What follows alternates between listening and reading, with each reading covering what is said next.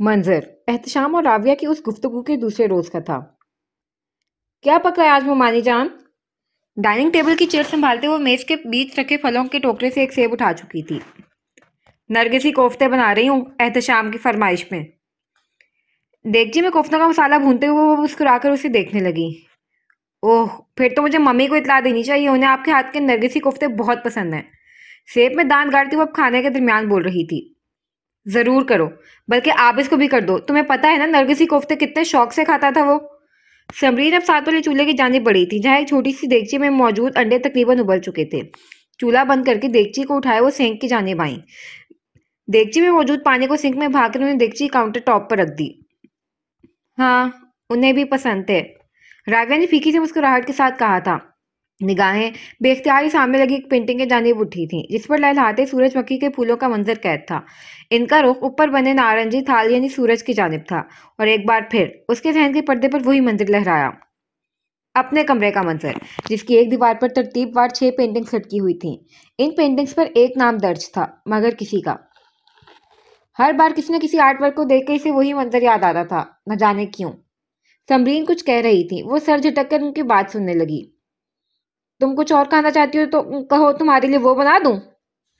वो वापस चूल्हे की तरफ आई थी। राविया उनकी तमाम कार्रवाई बगौर देख रही थी।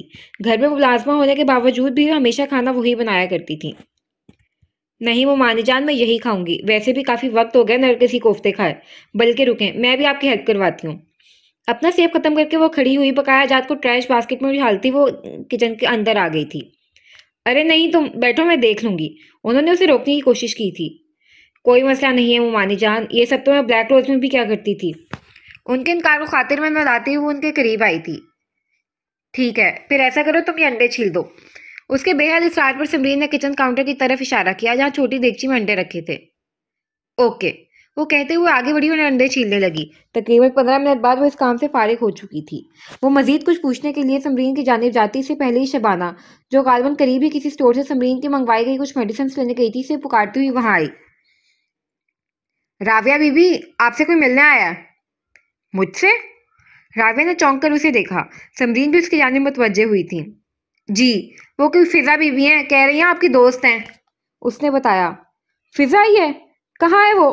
कब आई? आपने चाय पानी का पूछा उससे? वो यकदम ही पुरजोश अंदाज में न जाने कितने सवाल पूछ बैठी थी। सबरीन हैरत से उसके यूं खुशी से सरचार होते अंदाज को देखने लगी। हैरत उन्हें फिजा के नाम और उसका खुद को राविया की दोस्त कहने पर थी, क्योंकि इनके नजदीक कराची में राविया की फिलहाल ऐसी कोई दोस्त ना थी जिसकी आमद पर वो इतनी खुश होती। राविया बेटा? कौन फिजा? आज से पहले कभी उसका जिक्र नहीं सुना। उन्होंने अपनी हैरत को अल्फाज की शक्ल दी। मुमानी जान, फिजा मेरी बचपन की दोस्त है, और मामू जान के एक बिजनेस पार्टनर की बेटी भी है। आपको याद है कुछ दिन पहले मैं शाम के साथ शॉपिंग पर गई थी? वहीं हम काफी सालों बाद दोबारा मिले थे। असल बात छुपाकर उसने फिजा का मुख्तसर सा तारुफ दिया था उन्हें। ओह, अच्छा। उन्होंने समझकर सर हिलाया। आइए आपको उससे मिलवाऊं। कहाँ है वो? पहली बात समरीन से कहकर वो शबाना की तरफ मुतवज्जे हुई। वो बीबी जी, लाउंज में बिठाया है मैंने उन्हें, शबाना ने बताया था। शबाना, तुम जरा ये कोफ्ते देखो, मैं भी आती हूँ।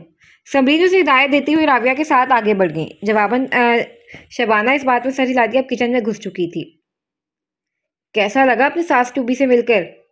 वो दोनों इस वक्त राविया के कमरे में मौजूद थी। समरीन अभी अभी फिजा से मिलकर रूम से बाहर निकली थी, और इनके निकलते ही राविया ने फिजा को छेड़ना अपना फर्ज समझा था।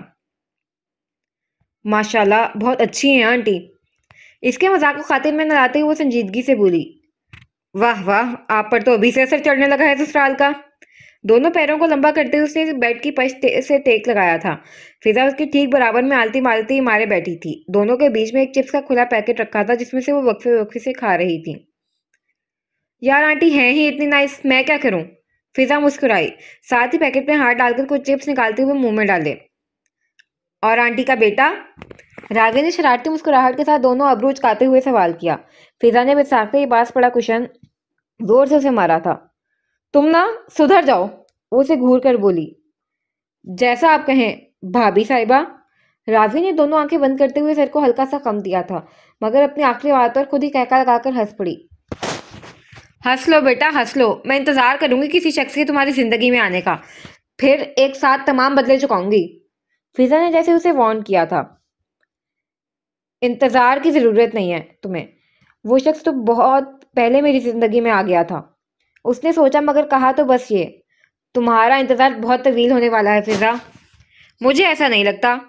फ़िज़ा ने नफ़ी में सर हिलाया और हाथ झाड़े क्योंकि चिप्स का पैकेट अब खाली हो चुका था। फिर क्या लगता है? वो दिलचस्पी से उसे देखने लगी। मुझे लगता है बहुत जल्द तुम्हारी ज़िंदगी में किसी की आमद होने वाली है। वो काफ़ी यकीन से ये बात कह रही थी। अच्छा, और किसकी आमद होने वाली है वो भी बता दो। राबिया ने मजाक उड़ाते अंदाज में सवाल किया। तुम्हारी खाला के बेटे की। फिजा बोली और राबिया को लगा वो अगला सांस नहीं ले सकेगी। वो बेख्तियार ही सीधी हुई। "क- किसकी?" इसे अपनी आवाज किसी गहरी खाई से आती महसूस हुई थी। क्या मतलब किसकी? फिजा ने ना समझी से उसे देखा। अभी अभी तुमने कुछ कहा, किसके बारे में बात कर रही थी? उसके लहजे की लड़खड़ाहट लाशें उड़ी थी। ओह, मैं तो ये कह रही थी कि तुम्हारा कजन, जिसके बारे में तो पहले तुम हमेशा बातें करती रहती थी, वो कहाँ है? हम 2 बार मिले, तुमने एक बार भी उसका जिक्र नहीं किया। याद है स्कूल और कॉलेज टाइम पर तुम्हारी हर बात उसी से शुरू होकर उसी पर खत्म होती थी। राबिया की जान में जान आई थी। उसने एक गहरी सांस खारिज की। वो वो आर्मी में जा चुके हैं। खुद को कंपोज करते हुए वो मुश्किल बोल पाई थी। ओह हाँ, मुझे भूल गया। एहतशाम ने बताया था मुझे। वैसे तुम्हें तो बहुत खुशी हुई होगी उसके आर्मी में जाने पर। फिजा ने कहा। राबिया ने चौंक कर उसे देखा। वो मजीद कुछ कह रही थी मगर उसने नहीं सुना। इर्द गिर्द की तमाम आवाजें जैसे बंद हो गई थीं। उसने फिजा की आंखों में देखा जहां अब किसी और का अक्स नजर आने लगा था। राबिया, मेरी बात तो सुनो। वो गुस्से के आलम में तेज से चलती लॉन के गिर्द चक्कर काट रही थी और आबिस उसके पीछे पीछे घूम रहा था। मुझे कुछ नहीं सुनना। आप नहीं जा रहे मतलब नहीं जा रहे। एकदम ही वो रुकते हुए उसकी जानिब पलटी। आबिस भी रुक गया। तुम चाहती हो मैं अपने ख्वाब से दस्तबरदार हो जाऊं? उसके लहजे में तासुब था। जवाबन वो खामोश रही। मैं कुछ पूछ रहा हूँ राबिया। उसने उसे खामोश पाकर दोबारा सवाल किया था। अपने कमरे की खिड़की से तस्मीना ये तमाम मनाजिर देख रही थी। हाँ, मैं ऐसा ही चाहती हूँ। राबिया ने जिद्दी लहजा अपनाया। मगर क्यों? वो अब उसके रवैये से आजिज आ चुका था। आप अच्छे से जानते हैं राबिया, मैं मिलने आता रहूंगा। वो जैसे उसे यकीन दिला रहा था। मगर आप हमेशा मेरे साथ नहीं होंगे। आप मुझे भूल जाएंगे आबिस। राबिया की आंखें भर आई थीं। आबिस को तकलीफ हुई। क्या तुम्हें वाकई लगता है कि मैं तुम्हें भूल जाऊंगा? वो पूछ रहा था। राबिया ने शिकवा के ना नजरें उठाकर उसे देखा। क्या आपको नहीं लगता? वो उल्टा उसी से सवाल कर रही थी।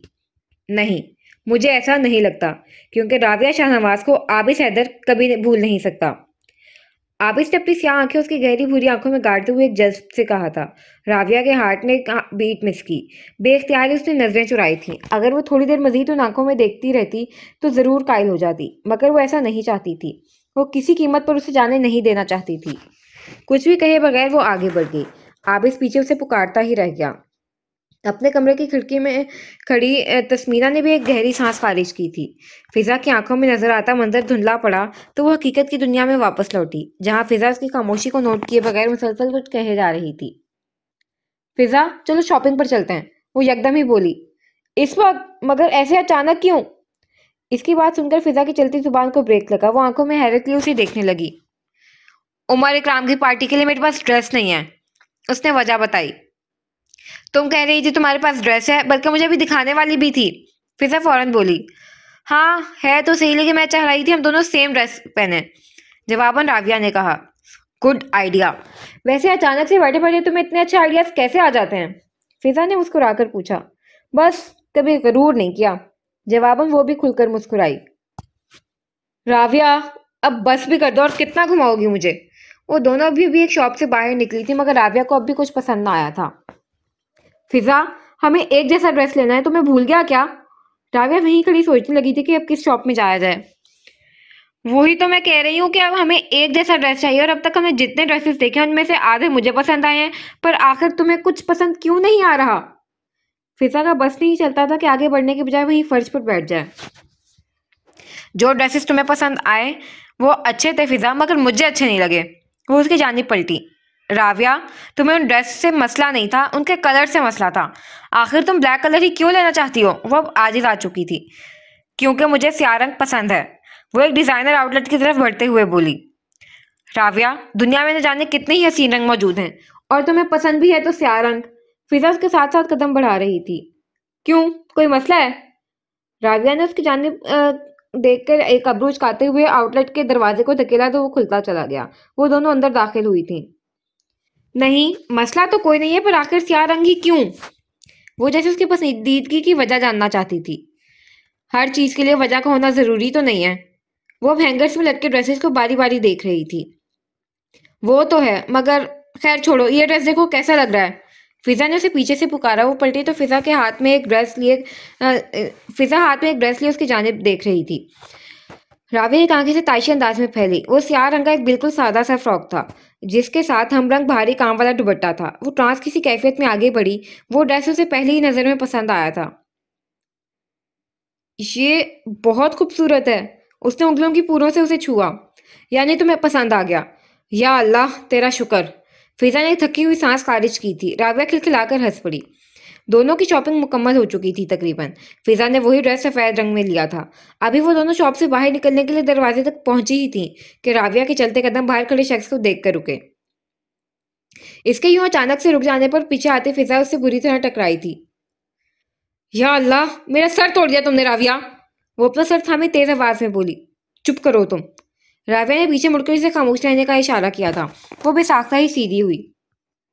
आखिर हुआ क्या है जो तुमने यूं अचानक ब्रेक लगाई कि पीछे चलती ट्रैफिक का भी ख्याल ना रहा?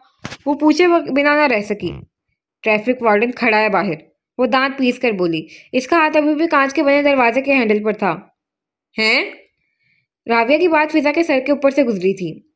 अब हम बाहर कैसे निकलेंगे फिजा? वो परेशानी के आलम में रुख मोड़े उसे देखने लगी। पहले मुझे बताओ तो सही कि आखिर हुआ क्या है, कौन खड़ा है बाहर? फिजा ने आसपास नजर दौड़ाते हुए किसी को तलाश करना चाहा।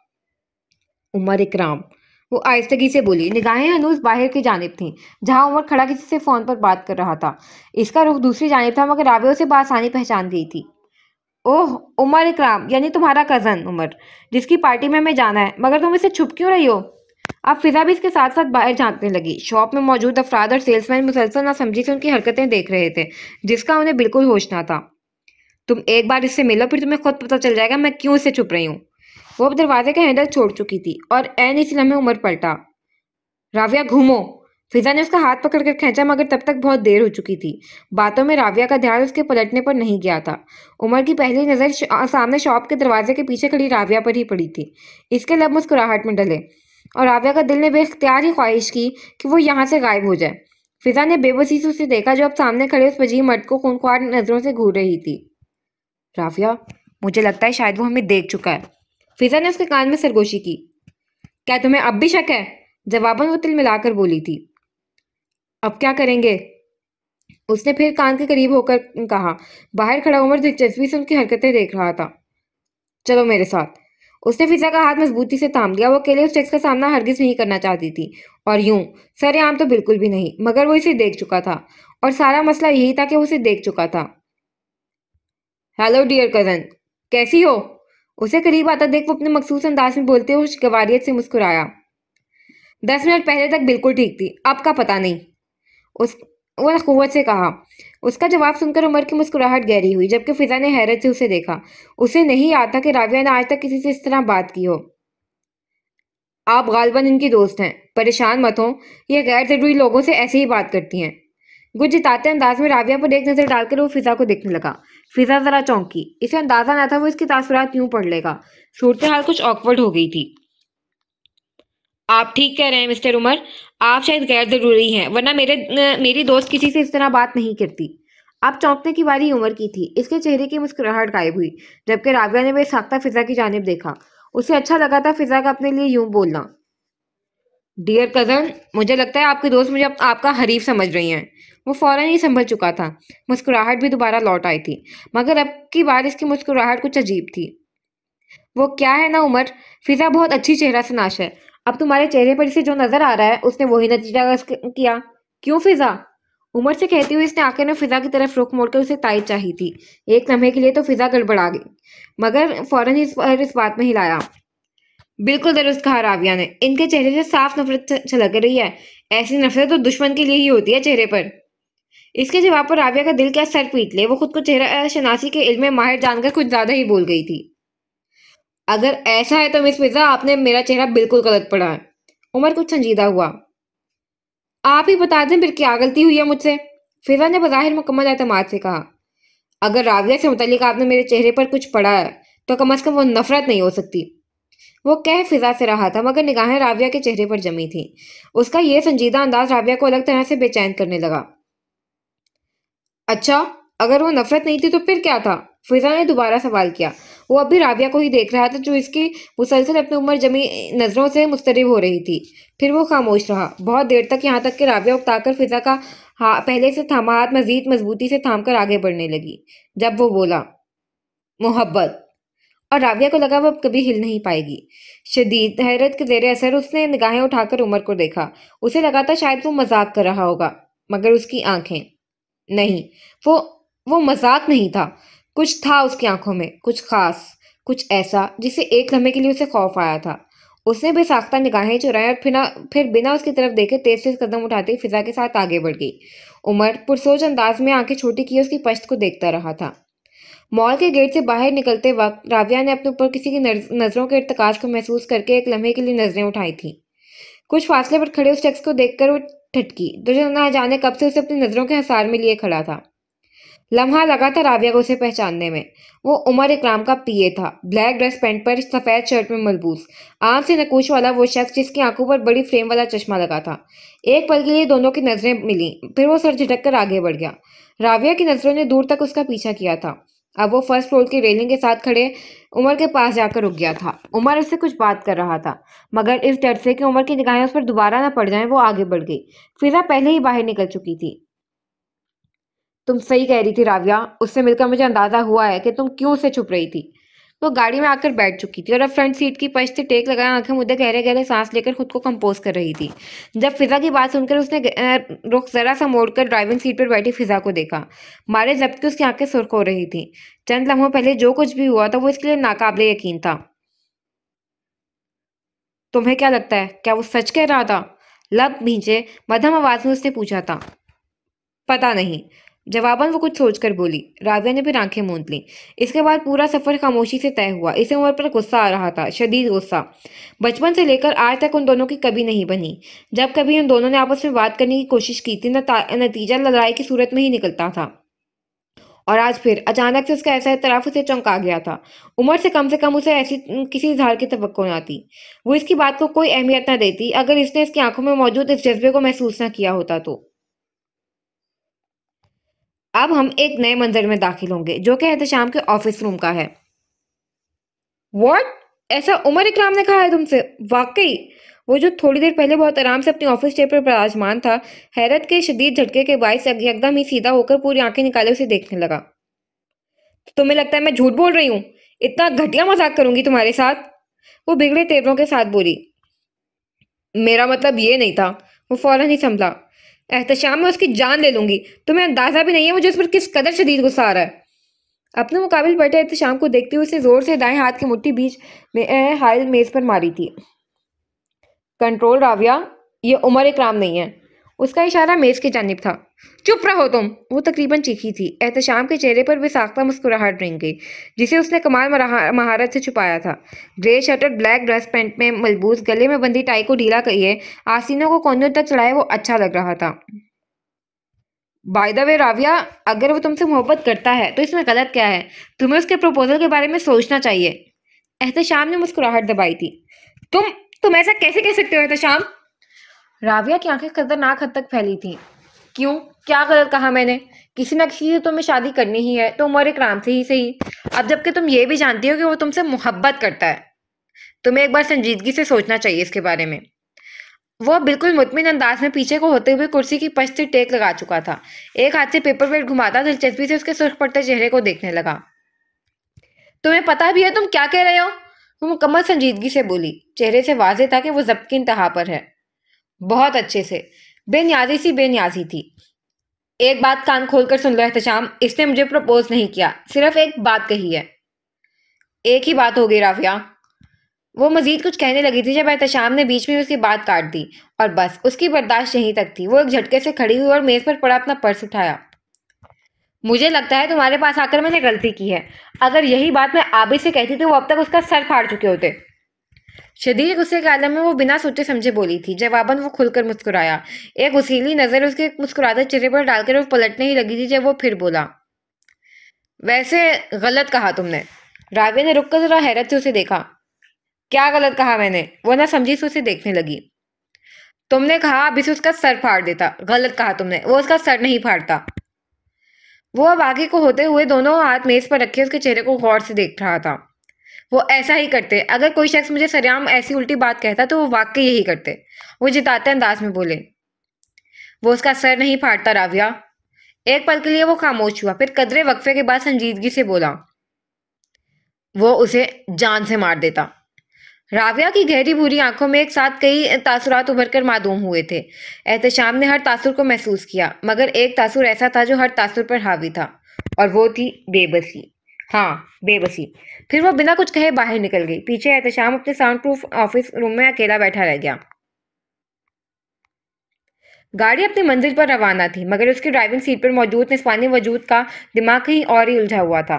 मॉल से बाहर निकलते वक्त वो इस कंडीशन में ना थी कि ड्राइव करती, इसलिए फिजा ने उसे ड्राइव करने नहीं दिया था। मगर फिजा को समझा बुझाकर उसके घर उतारने के बाद वो सीधा एहतशाम के ऑफिस आई थी। पर यहाँ आकर वो मजीद उलझन का शिकार हो गई थी। उमर और एहतशाम के अल्फाज जैसे आपस में गड़बड़ होने लगे थे। अगर राबिया से मुतल्लिक आपने मेरे चेहरे पर कुछ पढ़ा है तो कम अज़ कम वो नफरत नहीं हो सकती। तुम्हें उसके प्रपोजल के बारे में सोचना चाहिए राबिया। अच्छा, अगर वो नफरत नहीं थी तो फिर क्या था? डियर कजन, मुझे लगता है आपकी दोस्त मुझे आपका हरीफ समझ रही है। आप भी उसका सर नहीं फाड़ता राबिया। मोहब्बत, वो उसे जान से मार देता। सिर्फ इस जहनी दबाव से बचने के लिए उसने 7 साल तक इस जगह का रुख नहीं किया था जिसका वो यहाँ आने के बाद से अब तक मुसलसल शिकार थी। अभी उसे ड्राइव करते 15 मिनट ही गुजरे थे कि विंडो स्क्रीन के पार नजर आते मंजर ने उसके चेहरे पर नागवारी भरे तासुरात को उभारा। सामने पुलिस की नाकाबंदी थी और 4 मुस्तैद खड़े पुलिस वालों में से एक ने उसे गाड़ी रोकने का इशारा किया था। इशारा मिलते ही उसने ब्रेक लगाया। गाड़ी उन पुलिस वालों के करीब जा रुकी। एक पुलिस वाला आगे आया था। मैडम, आगे एक सियासी पार्टी के जलसे की वजह से रोड ब्लॉक है, आप दूसरा रास्ता ले लें। इसकी खिड़की पर वो झुका वो कह रहा था। दूसरा रास्ता? मगर वो तो बहुत लंबा पड़ जाएगा। राबिया ने सोचा, मगर कहा तो बस इतना, जी बेहतर। उसका जवाब सुनते ही वो एहलकार सर को हल्का सा खम देता पीछे को हो गया था। राबिया ने गाड़ी रिवर्स की। जब नजर करीब से निकलती चंद एक गाड़ियों पर पड़ी, वो भी वापस हो रही थी शायद। उसने देखा बराबर वाली गाड़ी में बैठा कोई शख्स साथ वाले शख्स से जलसे की तफसील मालूम कर रहा था। आवाज बासानी राबिया तक पहुंच रही थी। सुल्तान शहबाज का जलसा है। यह पहला और आखिरी जुमला था जो इसने सुना। चेहरे पर उकताहट भरे तासुरात नुमाया हुए और फिर वो गाड़ी तेजी से आगे बढ़ा ले गई। अब की बार उसने गाड़ी दूसरी रोड पर डाली थी जो काफी हद तक सुनसान थी। स्ट्रीट लाइट्स में भी काफी फासले से लगी थी, जिनमें से आधी से ज्यादा बेकार थी। हेडलाइट से निकलती रोशनी सामने के मंजर को देखने के काबिल बना रही थी। अभी वो गाड़ी को कुछ आगे लाई ही थी कि गाड़ी अचानक से झटका खाकर रुक गई। या अल्लाह! ये पहला लफ्ज़ था जो इसके मुंह से निकला था। इसने आसपास निगाह दौड़ाई। ये जगह काफी वीरान और अंधेर थी। एक अनजाने खौफ ने उसे लपेट में लिया, मगर सच शुक्र कि घर का रास्ता अब थोड़ा ही बचा था और वो बासानी पैदल उस रास्ते को पार कर सकती थी। मगर सारा मसला इस सुनसान रास्ते का था। एक लम्हे के लिए उसने सोचा कि एहतशाम को कॉल मिला ले, मगर फिर इरादा तर्क कर दिया, क्योंकि कम अज कम इस जगह खड़े होकर वो एहतशाम का इंतजार नहीं कर सकती थी। इसीलिए इसे यही बेहतर लगा कि वो पैदल ही घर के लिए निकल पड़े। एक गहरी निगाह अपने इर्द गिर्द डालते हुए दरवाजा खोलकर बाहर निकली। काफी दूर लगी एक स्ट्रीट लाइट की मध्यम सी रोशनी उस हिस्से तक आ रही थी। कार को लॉक करके अपने कंधे पर लटके पर्स की स्ट्रैप को मजबूती से थामे वो इतराफ का जायजा लेती तेज से कदम उठाने लगी। अभी वो कदम चंद आगे ही बढ़ी थी कि एक आवाज उसके समाज से टकराई। उसके चलते कदम थमे। उसने इर्द गिर्द देखा। वो आवाज बाएं तरफ बनी एक तंग गली से आ रही थी। वो फिर आगे बढ़ी, मगर फिर अगले ही कदम पर वो आवाज फिर उसके कानों से टकराई थी। इसने रुक कर जरा गौर किया तो अंदाजा हुआ कि वो मर्दाना आवाज है। वो अब सर झटक कर दोबारा आगे बढ़ने लगी थी, क्योंकि यहाँ रुकना मुनासिब ना था। जब किसी के करीब आते कदमों की आवाज सुनकर उसका दिल तेजी से धड़का। वो जो भी था अब वहीं आ रहा था, और अब की बार राबिया ने महसूस किया उस आवाज के साथ किसी की घुटी घुटी चीखें भी शामिल हैं। शायद कोई शख्स उस शख्स के शिकंजे में था। इसके हाथ पांव फूलने लगे थे। उसे समझ ना आया कि अब क्या करे। उसने आसपास देखा। उसे दाएं जाने पे एक दुकान नजर आई। वो तेजी से उस जानिब लिपकी और दुकान के साथ वाली दीवार की ओट में हो गई। इस तरह के अगर सामने गली से कोई बाहर आता तो इन्हें वो नजर ना आती, मगर वो बासानी उन्हें देख सकती थी। वो वहां छुपी गहरी गहरी सांस लेकर खुद को कंपोज कर रही थी। न जाने अचानक कैसे मुसीबत आन पड़ी थी। इसने थोड़ी सी गर्दन निकालकर बाहर झांका तो इसका सांस अटक गया।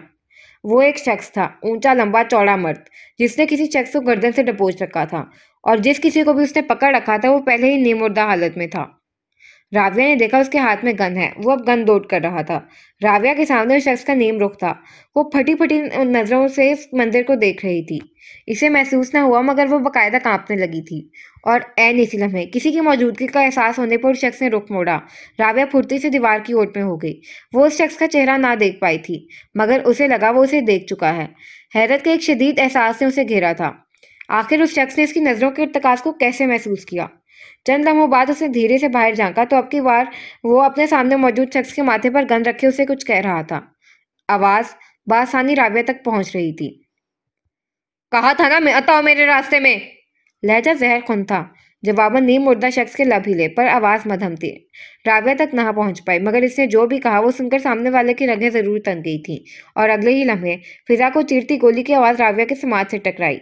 सामने वो नीम मुर्दा शख्स अब जमीन पर लुढ़क चुका था। खौफ के मारे उसकी आंखें फैल गईं। राविया ने देखा वो शख्स अब मुड़ रहा है, और हैरत का एक और झटका लगा था उसे। वो वो जानती थी उस शख्स को। उसने कहीं देख रखा था उसे। कहाँ?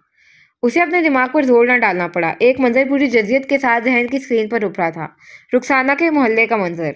उसने रुखसाना के मोहल्ले में देखा था उस शख्स को। हाँ, ये वही था, नीली आंखों वाला शख्स जो राविया को पहले ही नजर में बुरा लगा था। मगर बज़ाहिर बुरा लगने वाला वो शख्स एक मुजरिम और कातिल होगा, इसने सोचा भी ना था। वो दीवार के सहारे से लगती नीचे बैठती चली गई। आज का दिन इसके लिए मुश्किल तरीन साबित हुआ था। मंजर था इस वाकये के चंद रोज बाद का, जहां राविया के कमरे में इस वक्त 4 नफूस मौजूद थे। मगर खामोशी ऐसी थी कि सुई भी गिरती तो आवाज पैदा कर जाती। कमरे का दरवाजा बंद था और खिड़कियों के ब्लाइंड्स भी गिरे हुए थे। मुसलसल चलते एसी की वजह से माहौल पर छाई खुंदक और इस पर जलता बहुत हल्की रोशनी वाला सफेद बल्ब माहौल को कुछ पूरे सरार सा तासुर दे रहा था। बेड पर राविया, फिजा और एहतशाम गोलाई में बैठे थे, और इसके ठीक सामने वाले काउच पर फरवा अपने टैब में मसरूफ थी। वक्फे वक्फे से वो नजरें उठाकर इनके खामोश चेहरों को भी देख लेती। उन तीनों लोगों की नजरें अपने सामने रखे एक बुक्के पर थी। वो स्याह गुलाब का बुक्के था। कौन भेज सकता है आखिर? ये फिजा थी जिसने सबसे पहले इस खामोशी को तोड़ा। मौजू एक बेनाम बुक्के था जो आज शाम राविया को मौसूल हुआ था। राविया, वो तो नहीं। नहीं, वो नहीं हो सकता, उसने मुझे नहीं देखा था। एहतशाम की बात अभी अधूरी ही थी कि राविया बोल उठी। उसकी नजरें बार बार उन स्याह गुलाबों पर जा रही थीं। अपने कमरे में बैठ के पीछे की दीवार पर बना स्याह गुलाब नजरों के सामने घूमा। साथ कुछ और भी था जो उसे याद आया। वो 6 पेंटिंग्स जो इस वक्त इस्लामाबाद में इसके रूम की एक दीवार पर मौजूद थीं, मगर वो फिलहाल उन्हें याद नहीं करना चाहती थी, तो सर झटक दिया। बाय द वे, इस भेजने वाले को आखिर ये स्याह गुलाब मिले कहाँ से? मैंने आज तक कभी स्याह गुलाब नहीं देखे। एहतशाम अब इस बुक्के को हाथों उठाकर दिलचस्पी से देख रहा था। एहतशाम, ये गुलाब स्याह नहीं है। स्याह गुलाब असल में एग्जिस्ट ही नहीं करते। कुछ गुलाब जो दिखने में स्याह रंग के लगते हैं वो भी रेड या पर्पल कलर का डार्क शेड होते हैं। और ये गुलाब, इसने एहतशाम के हाथ में मौजूद बुक की तरफ इशारा किया, ये सुर्ख गुलाब हैं जिन पर ब्लैक स्प्रे किया गया है। राविया ने जैसे उसकी मालूमात में इजाफा किया था। तुम्हें कैसे पता? वो फौरन ही बोला, एक दोस्त ने बताया था, उसने आहिस्तगी से कहा। और कौन नहीं जानता था उस दोस्त को? यानी भेजने वाले का मकसद स्याह रंग के गुलाब भेजना ही था। उसके खामोश होते ही फिजा ने पुरसोच अंदाज में कहा। हाँ, मगर कोई स्याह गुलाब का बुके क्यों भेजेगा, वो भी बिना नाम का? राबिया कुछ उलझ कर बोली। हो सकता है जिसने भी ये भेजा उसे स्याह रंग पसंद हो। एहतशाम ने अंदाजा लगाया। ऐसा हो सकता है एहतशाम, मगर किसी को कोई तोहफा दिया जाए तो अपनी पसंद के मुताबिक नहीं दिया जाता।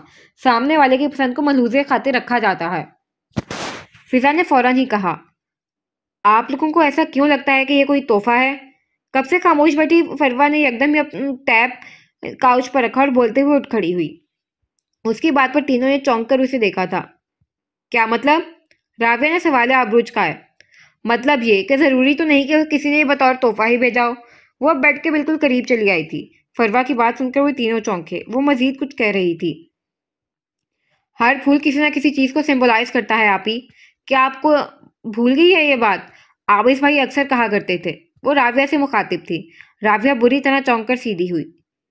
हर फूल किसी ना किसी चीज को सिंबलाइज करता है राबिया। सालों पहले कहा गया, अब इसका जुमला जहन से टकराया। अच्छा, फिर ब्लैक रोज किस चीज को रिप्रेजेंट करता है? बहुत इश्तियाक से उसने पूछा था। आबिस ने जवाब में कुछ कहा था। हाँ, उसे याद था आबिस का जवाब, मगर इस जवाब को याद करके एक लम्हे के लिए, बस एक लम्हे के लिए उसका सांस अटका। अब वो खाली खाली नजरों से एहतशाम को फरवा से कुछ पूछा देख रही थी। फरवा, क्या तुम जानती हो ब्लैक रोज किस चीज को रिप्रेजेंट करता है? एहतशाम ने एक नजर राविया पर डालकर फरवा को देखा, जो इसके बिल्कुल साथ खड़ी थी। मौत। फरवा कुछ कहती से पहले ही राविया की बेतासुर सी आवाज उनके समाज से टकराई। क्या? उन तीनों ने हैरत से उसे देखा। स्याह गुलाब मौत को जाहिर करते हैं। अगर कोई आपको स्याह गुलाब दे तो आपको धमकी दे रहा है, जान जान से मारने की धमकी। लहजे में महसूस उन कपकपाहट थी। व्हाट? हैरत का शदीद झटका लगा था उन तीनों को। वो लोग यकटक उसे देखने लगे। कौन कौन भेज सकता है ये? फिजा ने परेशानी के आलम में कहा था। इस वक्त सिर्फ एक शख्स ऐसा है जो मुझे मौत की धमकी दे सकता है। राविया को अपनी आवाज किसी गहरी खाई से आती महसूस हुई। जिसे तुमने कत्ल करते देखा था। मेरा अंदाजा दुरुस्त था राविया, एहतशाम ने चौंक कर कहा, और राविया को लगा कि पूरी छत उसके सर पर आन गिरी है। बारिश तड़ातड़ बरस रही थी। उस अंधेर कमरे की बंद खिड़कियों से टकराते बारिश के कतले अलग ही शोर बर्पा कर रहे थे। कमरे के अंदर झांको तो रिवॉल्विंग चेयर पर बैठा शख्स मुसलसल सिगरेट नोशी में मशगूल था। अंधेरा इस कदर था जैसे कोई तारीख सरनाक हो जिसके दोनों सिरे बंद हों। तभी मोबाइल की रिंग टोन ने माहौल में हल्का सा इर्तियाश पैदा किया। ऐश ट्रे में सिगरेट झटकता वो अब फोन उठा चुका था। मोबाइल की हल्की सी रोशनी उसके चेहरे पर पड़ी तो उसकी नीली आंखें जरा सी चमकी। कॉल को यस करके फोन दाएं हाथ के साथ लगाता वो दूसरी जानिब से कुछ सुन रहा था। लम्हे आहिस्ता आहिस्ता से रखने लगे थे। तभी उसकी आवाज उस अंधेर कमरे में गूंजी। फिक्र मत करो, जो पैगाम उसे पहुंचाया है इसके बाद वो अपना मुंह नहीं खोलेगी। कहने के साथ उसने एक बुलंद बांग कहका लगाया था। खामोश खड़ी दीवारों से टकराता उसका कहका पूरे कमरे में गूंजा। बाहर बिजली जोर की चमकी थी। बारिश की कई बूंदें एक साथ खिड़की से टकराईं और खिड़की के शीशे पर नीचे की जानिब फिसलती चली गईं। बाब दोम, मासूमियत काला बादा। मौसम सरमा अपने जोबन पर था। साकिन पानियों से उभरकर सूरज अफक की जानिब महवे सफर था। परिंदों के कई गोल फिजा में चक्कर काट रहे थे। एक रोशन सुबह तमाम तरानाइयों के साथ तलू हो चुकी थी। ऐसे में इस ठंडे पानी के बहते झरने के करीब वो शख्स अपना इजल और कैनवस सेट किए बैठा था। आबशार से गिरते पानी का शोर और इस पर छाई मौसम सरमा की धुंध माहौल पर एक अजीब सा फसूं तारी कर रही थी। इस खून जमा देने वाली सर्दी में भी वो बिना किसी जैकेट या मफलर के नहायत ही आराम से अपने काम में मसरूफ था। हाथ तेजी से कैनवस पर हरकत कर रहे थे।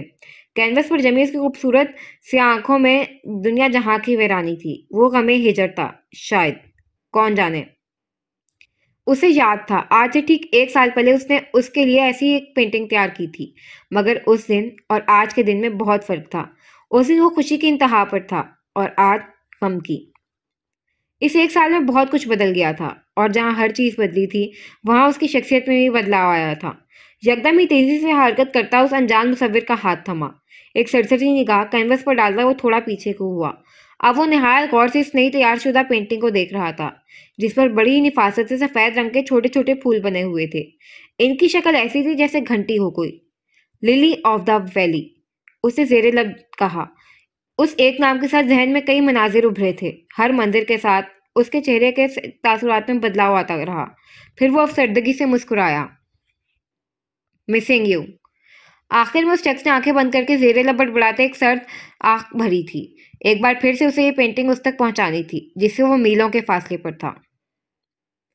ये मंजर था एक तारीख सड़क का जहाँ किसी जी नफ्स का नामो निशान तक ना था। दोनों इतराफ दरख्तों का झुंड था। दफतन एक खटका सा हुआ।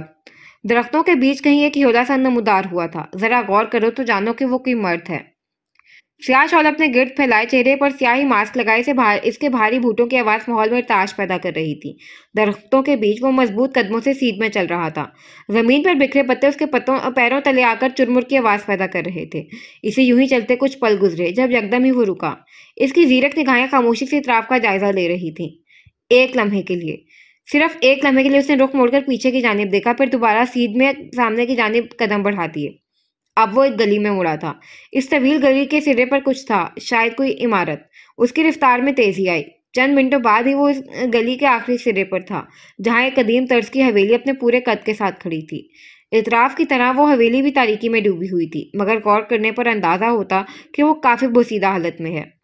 उस शख्स ने हवेली की जानिब कदम बढ़ाए और कुछ लम्हे बाद ही वो इस हवेली का बाहरी लोहे का गेट अंदर की जानिब धकेल रहा था। दरवाजे के खुलने से आवाज पैदा हुई, जिससे इतराफ में छाई खामोशी का तसलसल टूटा। एक भरपूर निगाह अपने इर्द गिर्द डालकर वो आगे की जानिब बढ़ गया। वो अब हवेली के अंदर कदम रख चुका था। बाहर से हवेली जितनी कदीम मालूम होती थी, अंदर से उसका हाल मजीद अबतर था। लगता था वहां सालों से कोई आबाद नहीं। जगह जगह गर्दो गुबार का ढेर और दीवारों पर जा बजा मकड़ी के जाले वो हवेली एक अजीब सा मंजर पेश कर रही थी। दाखिली दरवाजे के बाद एक वसी हॉल था, जिसके दरमियान में जीने थे जो ऊपर की जानिब जाते थे। एक एक करके तमाम जीनों को अबूर करता वो ऊपरी मंजिल पर आन पहुंचा। अब सूरत हाल कुछ ऐसी थी कि इसके दाएं और बाएं जानिब तवील राहदारियां थीं। वो दाएं जानिब मुड़ गया, जहां एक राहदारी को पार करते ही दूसरी राहदारी शुरू हो गई थी। दूसरी राहदारी के सिरे पर एक दरवाजा था। जमाने की गर्दिश का असर था कि वो काफी हद तक टूट फूट का शिकार था।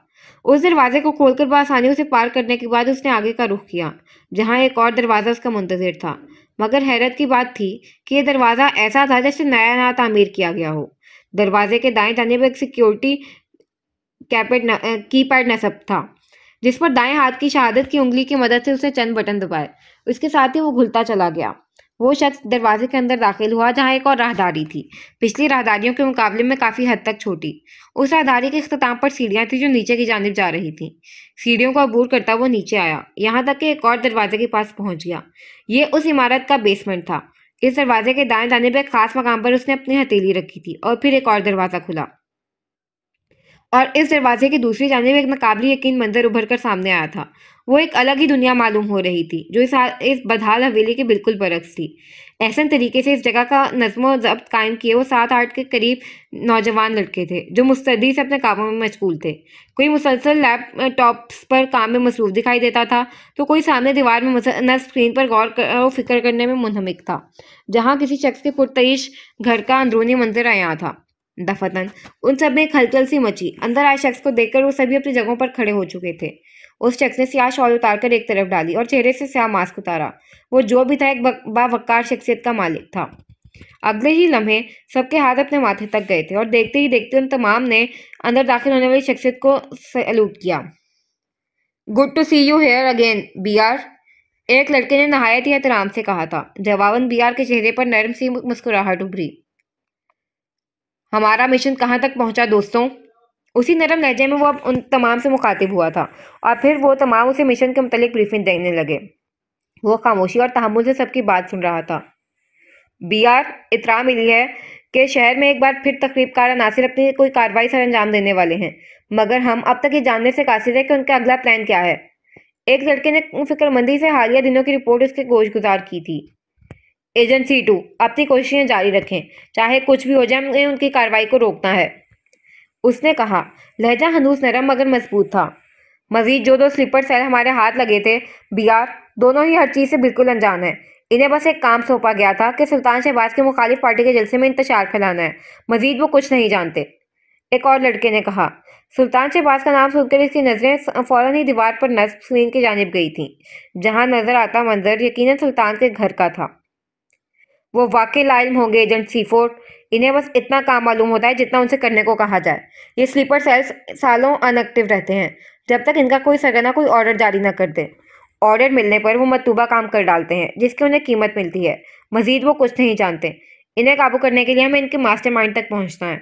इनके मास्टरमाइंड के पकड़े जाते ही ये खुद ब खुद इनएक्टिव हो जाते हैं, क्योंकि जब इन्हें ऊपर से कोई ऑर्डर ही नहीं मिलेगा तो ये किसके हुक्म पर काम करेंगे। वो पुरसोच अंदाज में स्क्रीन पर उभरते मंजर को देखकर कह रहा था और सब खामोशी से उसकी बात सुन रहे थे। और जैसा कि हम सब जानते हैं कि इनका मास्टरमाइंड कौन है, उसने उंगली से स्क्रीन की जानिब इशारा किया, जहां सुल्तान शहबाज अपने पुरतईश डाइनिंग हॉल में बड़ी आरामदेह हालत में डिनर टेबल पर मौजूद लजीज खानों से लुत्फानंदोज हो रहा था। और हम सब ये भी जानते हैं कि अकेला नहीं है, इसके साथ कोई और भी शामिल है, और इस कोई और से आप सब अच्छी तरह वाकिफ़ हैं, जो ना सिर्फ सुल्तान को कंट्रोल कर रहा है बल्कि मुल्क दुश्मन अनासिर के साथ भी गठजोड़ किए हुए है। स्क्रीन से नज़र हटाकर उसने तमाम लोगों को देखा, जो तो सबने ताइदी अंदाज में सर हिलाया। सुल्तान और इसके पार्टनर के गिर्द हमारे जितने भी साथी मौजूद हैं, सबको खबरदार कर दो। ये लोग फिर से कुछ प्लान कर रहे हैं और हमें जल्द अज जल्द उनके मंसूबे को जानकर नाकाम बनाना है। मजीद सुल्तान और इसके पार्टनर के उन 3 खास आदमियों पर भी नजर रखी जाए। अब वो वहां मौजूद हर शख्स से मुखातिब था। रॉजर बीआर, वो सब बुलंद आवाज में बोले, जबकि बीआर के चेहरे पर फिक्रमंदी रकम थी। न जाने अब किस जगह को निशाना बनाने वाले थे ये मुल्क दुश्मन अनासिर। उकाब की तेज नजरें शिकार की तलाश में यहाँ वहां भटक रही थीं।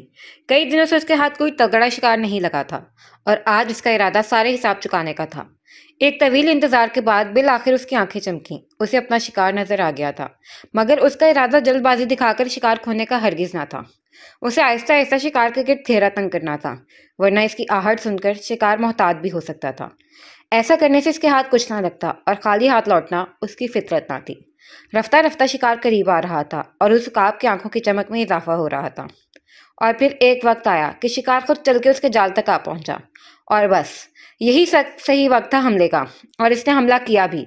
और अगले ही लम्हे शिकार की बुलंद चीखें दूर दूर तक सुनाई गई थीं, क्योंकि शिकारी ने अपना काम कर दिया था। शिकार की चीखें सुनकर उसका झुंड भी वहां आ पहुंचा, मगर शिकार की हालत देखकर उनकी आंखें फटी की फटी रह गईं, क्योंकि शिकार चलती फिरती ट्रैश बास्केट का मंजर पेश कर रहा था। हाँ, ट्रैश बास्केट का, क्योंकि चंद लम्हों पहले इस पर पूरे का पूरा ट्रैश कैन उल्टाया गया था। शिकार एहतशाम राना फवाद इस अचानक इफ्तिदात पर कुछ बौखला गया था, मगर अब वो काफ़ी हद तक संभल चुका था। नजरें बेसाख्ता ही ऊपर की जानिब उठीं, जहां फर्स्ट फ्लोर की रेलिंग के साथ 7 साला मासूम शिकारी राविया शहनवाज मलिक हंस-हंस कर लौट-पौट हो रही थी। फिर उसने आसपास निगाह दौड़ाई, जहां तस्मीना, समरीन, राना फवाद और आपिस उसे यकटक देखे जा रहे थे। कुछ लम्हे तो इन्हें भी लगे थे सूरत हाल समझने में, और जैसे ही सब कुछ वाज़ेह हुआ, बैक वक्त इन तमाम का फलक शगाफ गहका पूरे घर में गूंजा। एहतशाम ने पहले तो बेयकीनी से उनके हंसते चेहरों को देखा, फिर एक नज़र ऊपर फिरी राविया को, जिसकी आंखों में फतह की चमक थी, और फिर शदीद गुस्से के आलम में पैर पटकता वहां से चला गया। उसके इस अंदाज पर उनकी हंसी को ब्रेक लगा, मगर अगले ही लम्हे एक बार फिर उनका कहका बुलंद हुआ था। इसी हंसी मजाक के दौरान नाश्ता किया गया। तस्मीना ने राबिया को सरजनिश की थी, जिसे वो एक कान से सुनकर दूसरे कान से निकाल चुकी थी, और ये बात वहां मौजूद हर शख्स जानता था। एहतशाम उसके बाद अपने रूम से बाहर नहीं आया, और आज के दिन अब उसे बाहर आना भी नहीं था। कमरे में फैली तारीकी में लैपटॉप की स्क्रीन से निकलती रोशनी उसके चेहरे पर पड़ रही थी, जैसे इसकी गहरी बुरी आंखों की चमक में इजाफा हो रहा था। इन आंखों में बैक वक्त उलझन और तजस्सुस वाज़ेह था। कलाई में बंधे ब्रेसलेट को वक्फे वक्फे से घुमाते वो बहुत गौर से स्क्रीन को देख रही थी, जहाँ एक तस्वीर खुली हुई थी। वो एक पेंटिंग थी, स्याह गुलाब की पेंटिंग, जो इसकी 70वीं सालगिरह पर इसे मौसूल हुई थी। और फिर ये सिलसिला रुका नहीं था। उसके बाद आने वाले हर साल इसकी हर बर्थडे पर इसी तरह की पेंटिंग्स मिलती रही थीं, आखिरी 2 सालों को छोड़कर, न जाने क्यों। मगर पिछले 2 सालों से इसे कोई पेंटिंग मौसूल नहीं हुई थी, जिस पर वो हैरान होने के साथ चश्मे बराह भी थी। हर तस्वीर में किसी न किसी फूल को नहायत ही खूबसूरती के साथ पेंट किया जाता रहा था। वो हैरान थी कि भेजने वाला हमेशा फूलों की तस्वीर ही क्यों पेंट करता था। अब वो उस तस्वीर को जूम करके देख रही थी, जिसके बायस तस्वीर के दाएं जाने बिल्कुल कोने में तहरीर किया गया नाम वाज़ेह हुआ था, अनजान मुसव्विर। वो ज़ेरे लब बड़बड़ाई। कौन था ये अनजान मुसव्विर? वो नहीं जानती थी, मगर दिल के किसी कोने में यह ख्याल ज़रूर था कि शायद वो शख्स आबिस हैदर अली हो, क्योंकि इसे नहीं याद था कि आबिस के अलावा इसके नज़दीक कोई ऐसा शख्स रहा है जो फूलों से गहरी उनसियत रखता हो। मगर एक बात थी जो इसे उस ख्याल को जुटलाने पर मजबूर कर देती थी। 7 साल पहले उसकी 70वीं सालगिरह पर उसे पहली पेंटिंग मिली थी। इस वक्त आबिस और वो अलग नहीं हुए थे। अगर आबिस वो पेंटिंग भेजता तो उसे ज़रूर बता देता, मगर उसने ऐसा नहीं किया। यानी वो पेंटिंग उसने नहीं भेजी थी, और आबिस को इस तरह अजनबी बनकर पेंटिंग्स भेजने की ज़रूरत ना थी। वो अपने नाम के साथ भी पेंटिंग्स भेज सकता था, और बस यही आकर वो उलझ जाती थी। हर पेंटिंग पर सिर्फ एक नाम दर्ज था, अनजान मुसव्विर। आपकी बार उसने दूसरी तस्वीर खोली, फिर तीसरी और चौथी। वो लगातार सारी तस्वीर देखी गई। आखिर में एक बार फिर वो दूसरी पेंटिंग पर आई थी। सफ़ेद रंग के छोटे छोटे फूल जो बेल शेप्ड थे। वो पेंटिंग बहुत ज़्यादा उम्दा और खूबसूरत थी। इस पेंटिंग को देखते हुए यकदम ही फरवा की चंद दिन पहले कही गई बात उसके जहन से टकराई। हर फूल किसी न किसी चीज़ को सिंबलाइज करता है। वो हैरान थी कि उसे ये बात कैसे भूल गई जो आबिस उसे अक्सर कहा करता था। स्याह गुलाब मौत को सिंबलाइज करते हैं, मगर कोई मुझे ऐसी तस्वीर क्यों भेजेगा आखिर? और ये फूल लिली ऑफ द वैली, इनका क्या मतलब हो सकता है? वो सोच रही थी, और बस सोचे ही जा रही थी। फिर किसी ख्याल के तहत उसने सामने खुली फाइल को एग्जिट करके गूगल खोला और सर्च बार पर कुछ टाइप करना शुरू किया। अभी इसकी टाइपिंग मुकम्मल भी ना हुई थी कि बेड साइड टेबल पर रखे उसके मोबाइल की रिंगटोन ने उसके काम में खलल डाला। सख्त बदमजा होकर उसने मोबाइल उठाया था और स्क्रीन पर चमकते नाम को देखकर इसके चेहरे के जाविये बिगड़े। इस शख्स को तो वो कुछ दिनों से जैसे भूल ही गई थी, मगर फिलहाल फ़ोन रिसीव करने का इसका कोई इरादा ना था। सो मोबाइल साइलेंट पर करके अपने काम में मसरूफ हो गई। अभी वो दोबारा अपने काम की तरफ हाथ बढ़ाने ही लगी थी कि दरवाजे पर जोरदार दस्तक हुई। इसने चौंक कर उस जानिब देखा।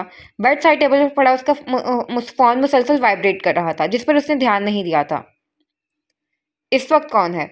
वो अंदाजा ही लगा रही थी कि दरवाजा बजाने वाला शख्स धड़ाम से दरवाजा खोलकर अंदर दाखिल हुआ। अगले ही लम्हे उस शख्स ने कमरे की लाइट ऑन की थी। अचानक तेज रोशनी होने पर चंद लम्हों के लिए उसकी आंखें चुंधिया गईं। आहिस्तगी के साथ उसने आंखें पूरी खोली तो सामने एहतशाम कैदो कज़ब की तस्वीर बना खड़ा उसे घूर रहा था। राविया ने लैपटॉप स्क्रीन गिरा दी। क्या करने गई थी वहां पर? एहतशाम ने बात का आगाज किया, लहजे में दबा दबा सा गुस्सा था। उसका नाम जानने। उसके लहजे का असर लिए बिना वो बोली, किसी से मशवरा कर सकती थी। वो अब भी उसी अंदाज में बोला, मैं सिर्फ ये जानने गई थी वहां कि उस शख्स का नाम क्या है। इसके लिए मुझे किसी से मशवरा करने की जरूरत नहीं थी। वो अब उठकर उसके मुकाबले आन खड़ी हुई थी। राविया, तुम मुझसे झूठ नहीं कह सकती। मैं जानता हूँ तुम वहां सिर्फ उसका नाम जानने नहीं गई थी, उसके मुतालिक मालूमात इकट्ठी करने गई थी। और अगर उसे पता चल गया तो सोचा है क्या हो सकता है? एहतशाम ने तल्खी से कहा, मुझसे बेहतर कौन जानता है वहां असर किसे था? राविया! वो तकरीबन चिल्लाया था। आहिस्ता बात करो एहतशाम, उसने बुरा मनाया। नहीं करूंगा मैं आहिस्ता बात। क्या सोच कर गई थी तुम वहां? तुम्हें लगता है तुम्हारी जो मर्जी आएगा तुम करोगी और मैं तुम्हें रोकूंगा नहीं? वो चुपते लहजे में सवाल कर रहा था। मेरे जी में जो आएगा मैं वही करूंगी एहतशाम, और इसके लिए मुझे किसी की इजाजत की जरूरत नहीं है। वो स्पॉट चेहरे के साथ बोली। कितना खतरनाक हो सकता है वो शख्स, तुम्हें अंदाजा भी है? वो अब जैसे उसे खबरदार कर रहा था। बहुत अच्छे से, वही बेनियाज लहजा। यह अचानक तुम्हें हो क्या गया है? कल तक तो तुम्हारा ऐसा कोई इरादा ना था। वो कुछ उकता कर बोला। मैंने कल रात बहुत सोचा है एहतशाम, और मुझे यही सही लगा। मैं बुज़दिल नहीं हूँ जो इसकी धमकी से डरकर खामोश हो जाऊंगी। इसके जुर्म की सजा तो इसे दिलवाक रहूंगी। वो एक अज़म से बोली। गलती कर रही हो तुम। एहतशाम ने फिर उसे समझाना चाहा। मुझे ये गलती कबूल है, वही स्पार्ट अंदाज। मैं तुम्हें ऐसा हरगिज नहीं करने दूंगा। वो बस ये हुआ। तुम मुझे ऐसा जरूर करने दोगे, बल्कि मेरा साथ भी दोगे। वो अजीब अंदाज से मुस्कुराई। क्या मतलब? एहतशाम चौंका। तुम्हें क्या लगता है एहतशाम, मैं पागल हूँ तो जो डायरेक्ट जाकर उसके खिलाफ FIR दर्ज करवा दूंगी? राविया ने सवालिया आबरू उठाई। एहतशाम ने ना समझी से उसे देखा। नहीं एहतशाम, मैं उसके खिलाफ FIR दर्ज नहीं करवाना चाहती। मैं सबूतों के साथ उसे पकड़वाना चाहती हूँ। Have you lost it Rabia? वो हज़ियानी अंदाज में चिल्लाया। एक लम्हे राविया को भी चुप लग गई थी। इसने एहतशाम को इतने गुस्से में कभी नहीं देखा था। तुम मेरी बात नहीं समझ रहे एहतशाम। उसने अब की बार कुछ नरम अंदाज अपनाया। मैं सब समझ रहा हूँ राविया, और मैं तुम्हें ऐसा कुछ नहीं करने दूंगा। उसने जैसे अपना फैसला सुनाया था। एहतशाम तुम। वो भी कुछ कहने ही लगी थी कि वो बीच में ही उसकी बात काट गया। जस्ट बी क्वाइट राविया, तुमसे बहस करना ही फजूल है। उंगली उठाकर इसे कुछ भी बोलने से बाज रहने का इशारा करता हुआ जाने के लिए आगे बढ़ गया। राविया सदमे की कैफियत में उसे जाता देख रही थी। एहतशाम ने आज तक कभी उससे इस तरह बात नहीं की थी। फिर आज उसने तहिया कर लिया कि अब वो उससे कभी बात नहीं करेगी, मगर वो ये भी जानती थी कि गुस्सा ठंडा होने के बाद वो इसे मनाने जरूर आएगा। और फिर वही हुआ था जो राविया ने सोचा था। अगली सुबह घर के हर फर्द ने उसे राविया को मनाते देखा। सॉरी ना, प्लीज, गुस्से में था मैं। एहतशाम मुसलसल सुबह से उसके पीछे पीछे फिर रहा था, जो इससे बात करने के लिए कतन तैयार ना थी। I just don't want to talk to you, go away. Lounge के साथ मलिका लकड़ी की सीढ़ियों के पहले सीने पर कदम रखती हुई एकदम ही रुककर साथ चलता एहतशाम पर एक सख्त नजर डाली बोलती।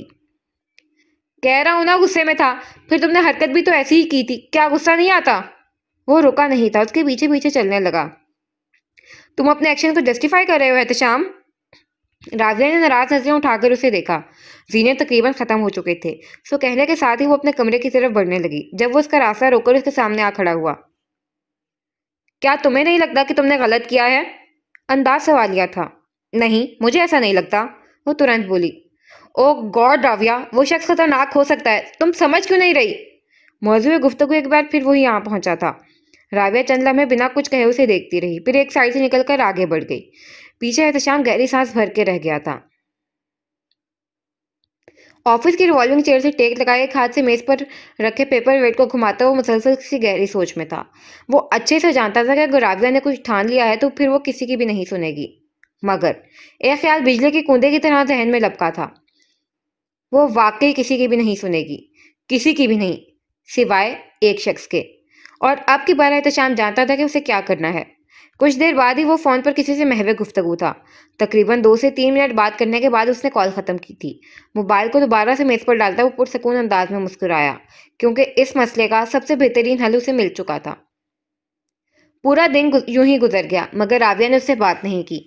खाना भी उसके आने से कबल खा चुकी थी, ताकि डिनर टेबल पर एहतशाम से सामना ना हो।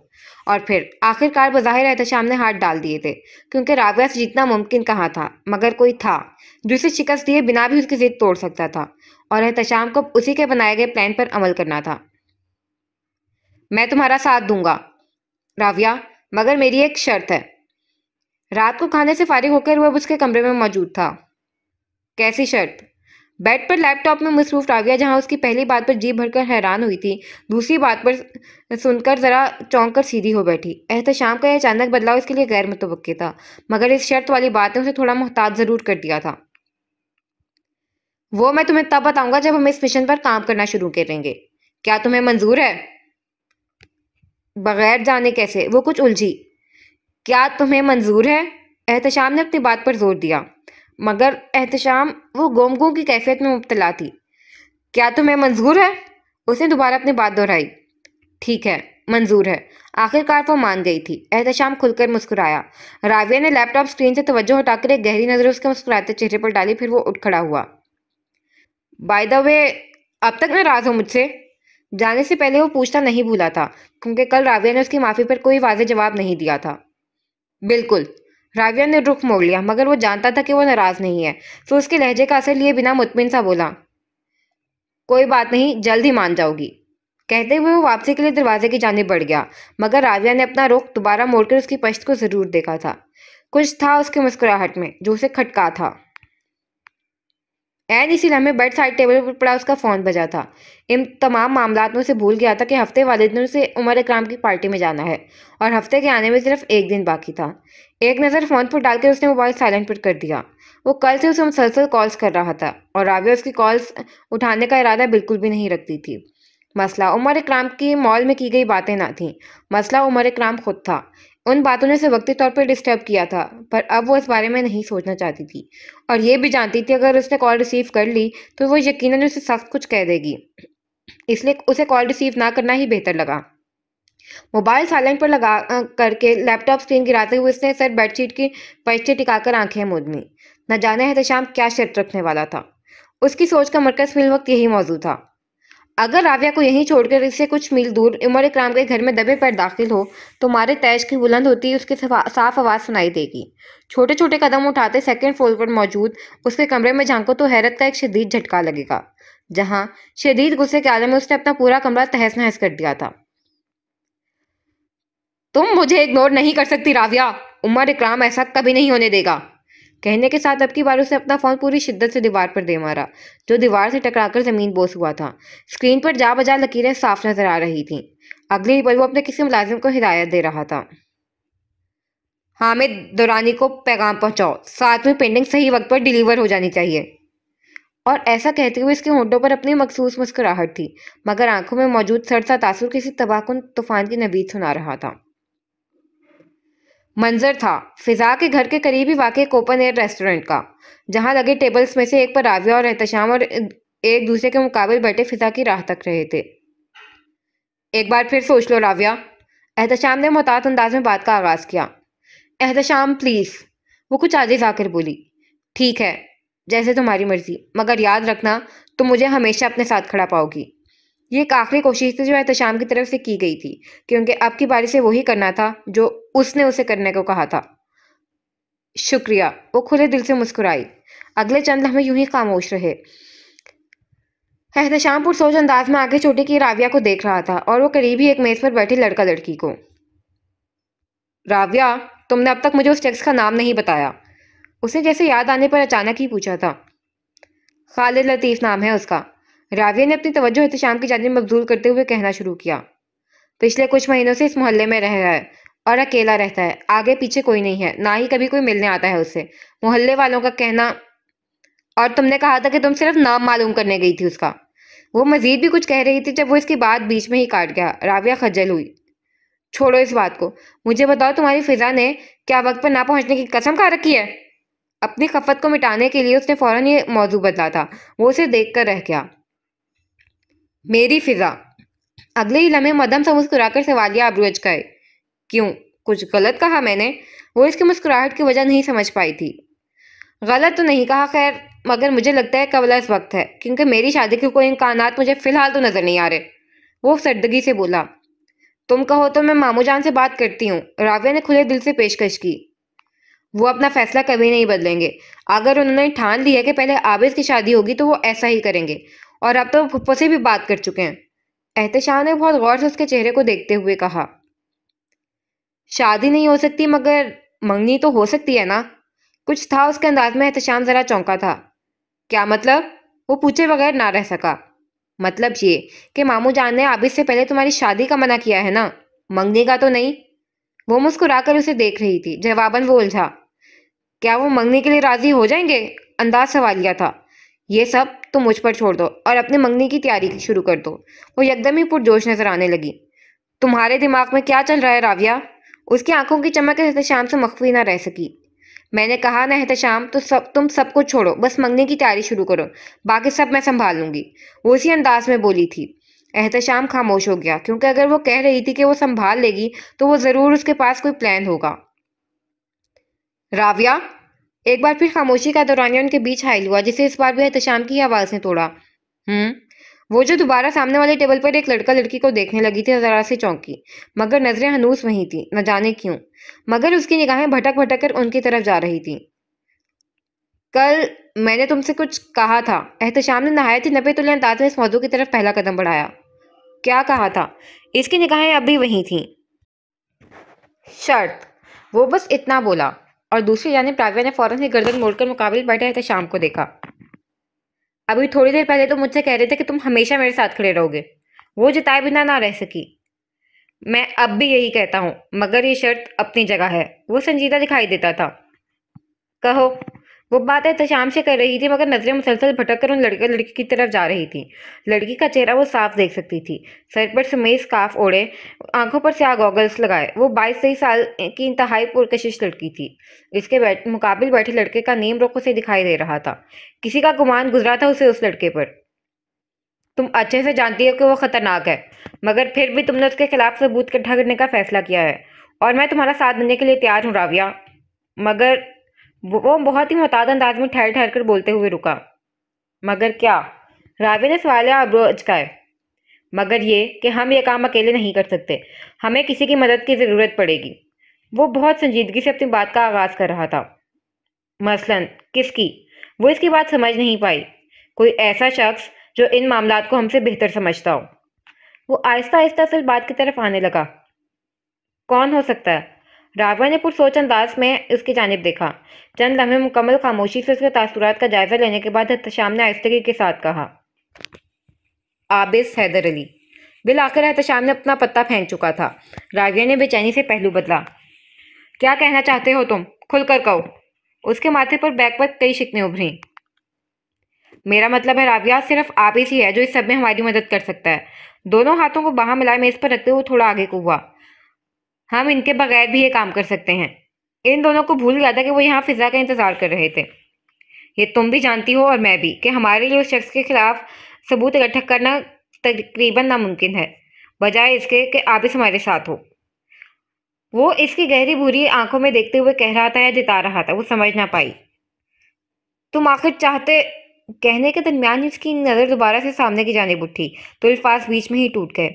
वो लड़का लड़के अब खड़े हो रहे थे, और एक लम्हे के लिए, सिर्फ एक लम्हे के लिए उस लड़के ने रुख मोड़ा, और राविया का गुमान दुरुस्त साबित हुआ। दोनों की निगाहें मिली। अगले ही लम्हे राविया ने उसे ठिठकते देखा था। फिर राविया ने उसे अपने मुकाबले बैठते हुए शाम को तकते देखा। कुछ था उसकी नज़रों में। राविया बहुत गौर से उसके हर तासुर को भांप रही थी। फिर अगले ही पल वो सर झटक कर आगे बढ़ गया। कौन था वो? उसे अगरक सामने की जानिब देखता पाकर एहतशाम ने उसकी नज़रों के ताक़ुब में देखा, जहां से उसे उस लड़की की सिर्फ पश्त नजर आई थी।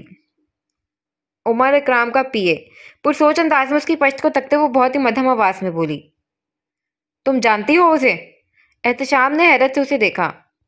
नहीं, बस उमर के साथ देखा है एक दो बार। वो अब स्लाइडिंग ग्लास डोर को धकेल कर बाहर निकल रहा था। वो लड़की भी उसके साथ ही थी। राविया सर झटक कर फिर एहतशाम की जानिब मुतवज्जे हुई। बाय द वे, तुम कुछ कह रही थी शायद।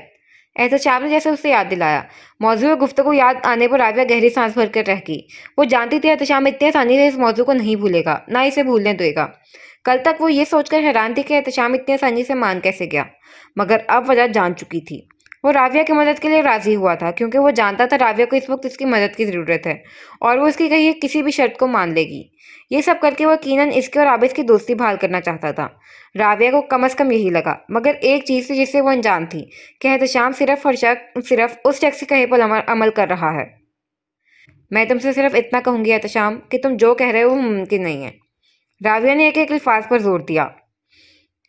फिर मुझे भी तुमसे यही कहना चाहिए कि जो तुम कह रही हो वो भी मुमकिन नहीं है।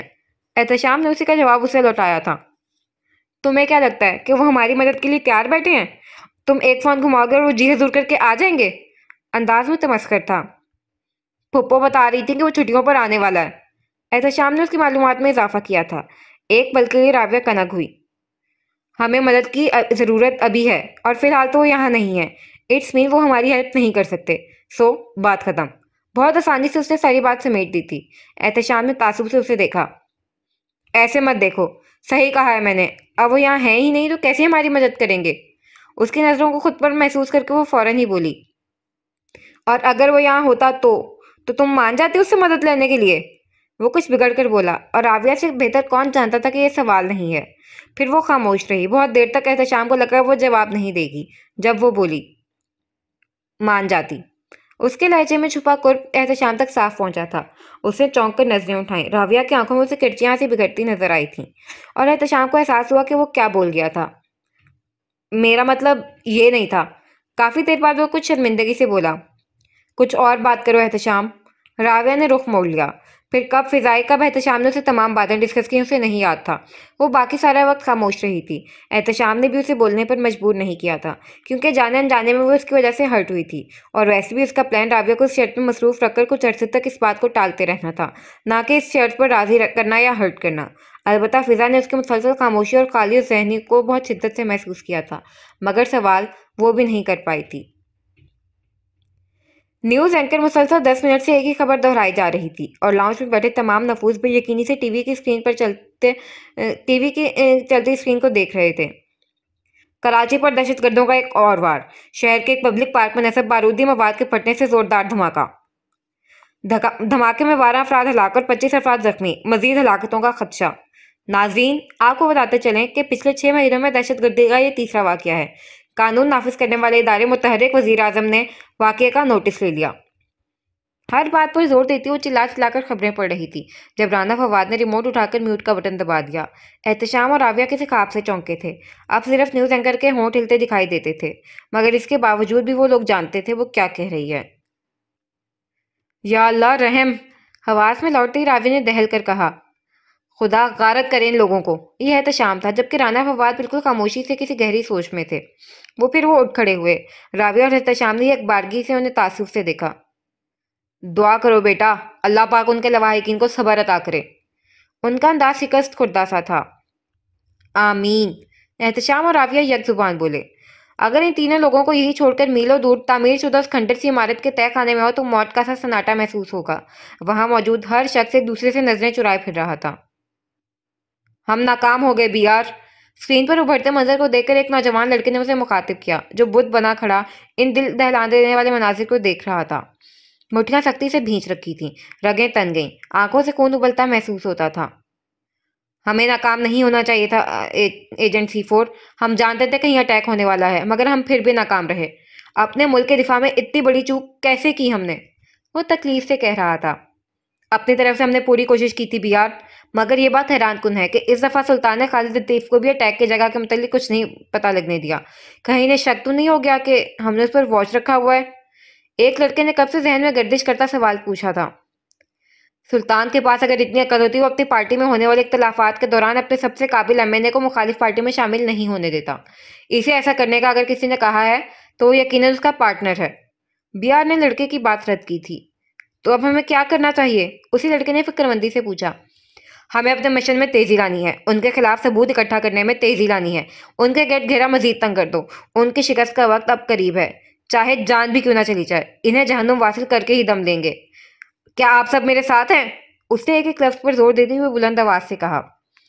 Yes sir. वो सारे यकजुबान बोले। शहादत की लगन और मुल्क की दिफा के लिए आखिरी हद तक पहुंच जाने का जज्बा उनकी आंखों में वाज़ेह दिखाई देता था। एक 6 मंजिला इमारत के तीसरे फ्लोर पर वाक़ उस फ्लैट के तारीक कमरे में चांद की मध्यम सी रोशनी ने एक मंजर को उभारा था। कमरे के वस्त में रखी रिवॉल्विंग चेयर पर आहिस्तगी से झूलते उस वजूद के चेहरे पर अजीब से तासुरात थे।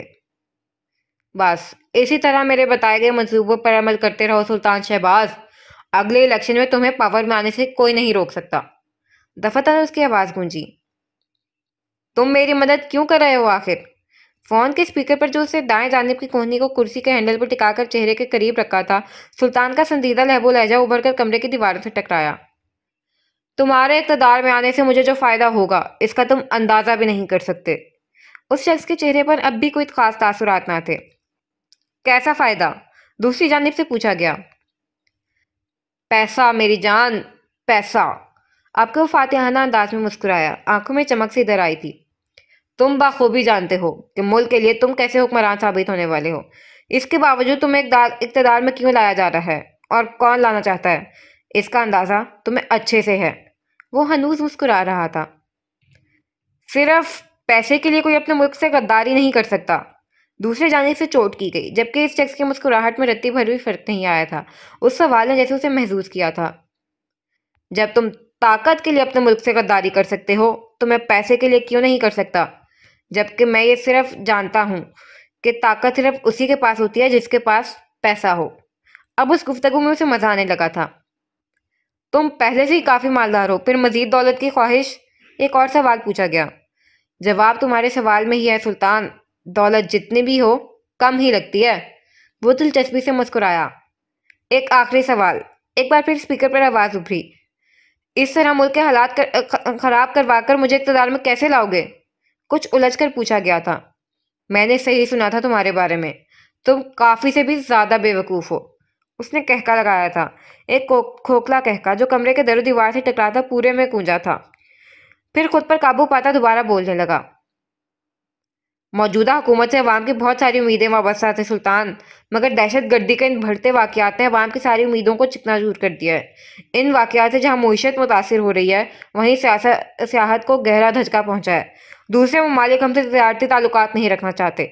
हम कर्जों के बोझ तले दबते जा रहे हैं। महंगाई का जिन बेकाबू हो रहा है। ऐसे में कोई पागल ही होगा जो इस हुकूमत को दोबारा इक़्तिदार में लाने का सोचेगा। अवाम इस हुकूमत से छुटकारा हासिल करना चाहती है और इस सारे बकेड़े में वो उसे वोट देगी जो इस आखिरी साल उन्हें सबसे ज़्यादा मुतासिर करेगा। और आजकल अपने धुआंधार जलसों और तकरीरों से तुम अवाम में काफ़ी मकबूलियत हासिल कर चुके हो। उसके उस तफसीली जवाब पर दूसरी जानिब गहरी खामोशी छा गई। Okay, good night prime minister to be. दूसरी जानिब छाई गई गहरी खामोशी के जवाब में उसने कहते हुए खटाक से फ़ोन बंद कर दिया। आज के लिए इतना काफ़ी था। सुल्तान के अलावा भी उसकी ज़िंदगी में बहुत से मसले थे जिन पर उसे तवज्जो देनी थी। इस बेवकूफ़ सियासतदान के लिए वो इससे ज़्यादा कुछ और नहीं कर सकता था। आप ही प्लीज़ जल्दी करें ना, मुझे बहुत भूख लगी है। ये फरवा थी जो किचन काउंटर पर बैठी पैर जलाते हुए पिछले 1 घंटे से एक ही जुमला दोहराई जा रही थी। बस बस हो गया। चूल्हे के सामने खड़ी राविया बटर चिकन तैयार कर रही थी जो वो अपने आखिरी मराहिल में था। तस्मीना आर्ट गैलरी गई हुई थी और मुलाजमा भी छुट्टी पर थी, तो फिल वक्त वो दोनों घर पर अकेली थी। आप कब से यही कही जा रही हैं? वैसे क्या ब्लैक रोज में भी इतनी रफ्तार से काम करती थी आप? वो कोफ्त से बोली। उफ, फरवा इतनी बेसब्री तो ना बनो। जहाँ तक बात है ब्लैक रोज की, वहाँ मैं अकेली काम नहीं करती थी। मेरा हाल बटाने के लिए दूसरी शेफ्स मौजूद थी। राविया कुछ झुंझुलाई थी। अच्छा ठीक है, मगर प्लीज जल्दी करें, पेट में चूहे मैराथन स्टार्ट कर चुके हैं। आपको वो पेट को सहलाते हुए कुछ मासूमियत से बोली। फिर रिजल्ट जरूर बताना मुझे। राविया ने एकदम कहा तो वो जरा हैरत से उसे देखने लगी। किसका रिजल्ट? वो समझ नहीं पाई थी।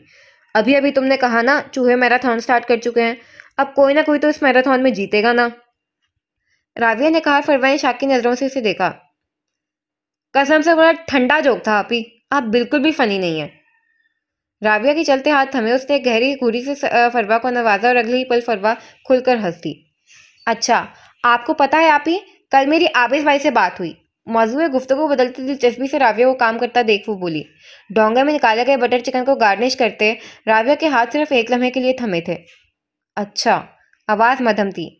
मैंने उन्हें बताया कि आप कराची आई हुई हैं। वो अब किचन काउंटर से उतरकर राबिया के हाथ से गार्निशिंग ट्रे ले चुकी थी। राबिया सिंक के पास जाकर हाथ धोने लगी। अलबत्ता जवाब उसने नहीं दिया था। फिर पता है उन्होंने क्या कहा? बटर चिकन पर ग्रीन के 3-4 गोल दायरे से चक्कर बनाने के बाद अब वो बारीक कटी हुई हरी मिर्चियाँ और धनिया उस पर छिड़क रही थी। क्या कहा? इस्तेमाल शुदा बर्तनों का ढेर सिंक में जमा करके राबिया उसकी जानिब पलटी, आम से अंदाज में बोली। उन्होंने कहा वो आपको बहुत मिस करते हैं। वो कह रही थी और राबिया को लगा कि उसे सुनने में कुछ गलती हुई है।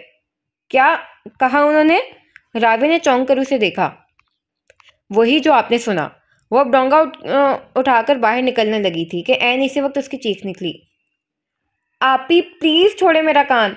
वो दर्द से बिलबिलाई। फिर से कहना, क्या कहा था उन्होंने? उसे दांत पीसे। भाई ने कहा था वो आपको बहुत याद। अच्छा सॉरी सॉरी, आइंदा झूठ नहीं बोलूंगी। कान तो छोड़े मेरा। आखिरकार वो लाइन पर आई थी। राबिया ने उसका कान छोड़ दिया। जालिम आपी। वो अपना सुर्ख हुआ कान से हिलाते हुए उसे घूर कर बोली। जवाबन राबिया ने उसे मजीद सख्ती से घूरा तो वो डोंगा वहीं छोड़कर भाग खड़ी हुई।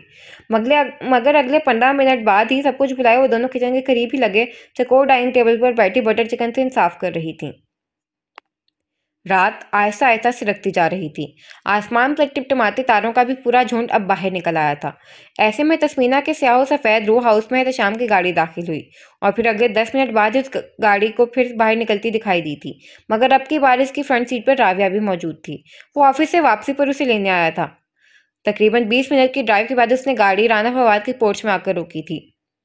राबिया, तुम उमर की पार्टी में चलोगी?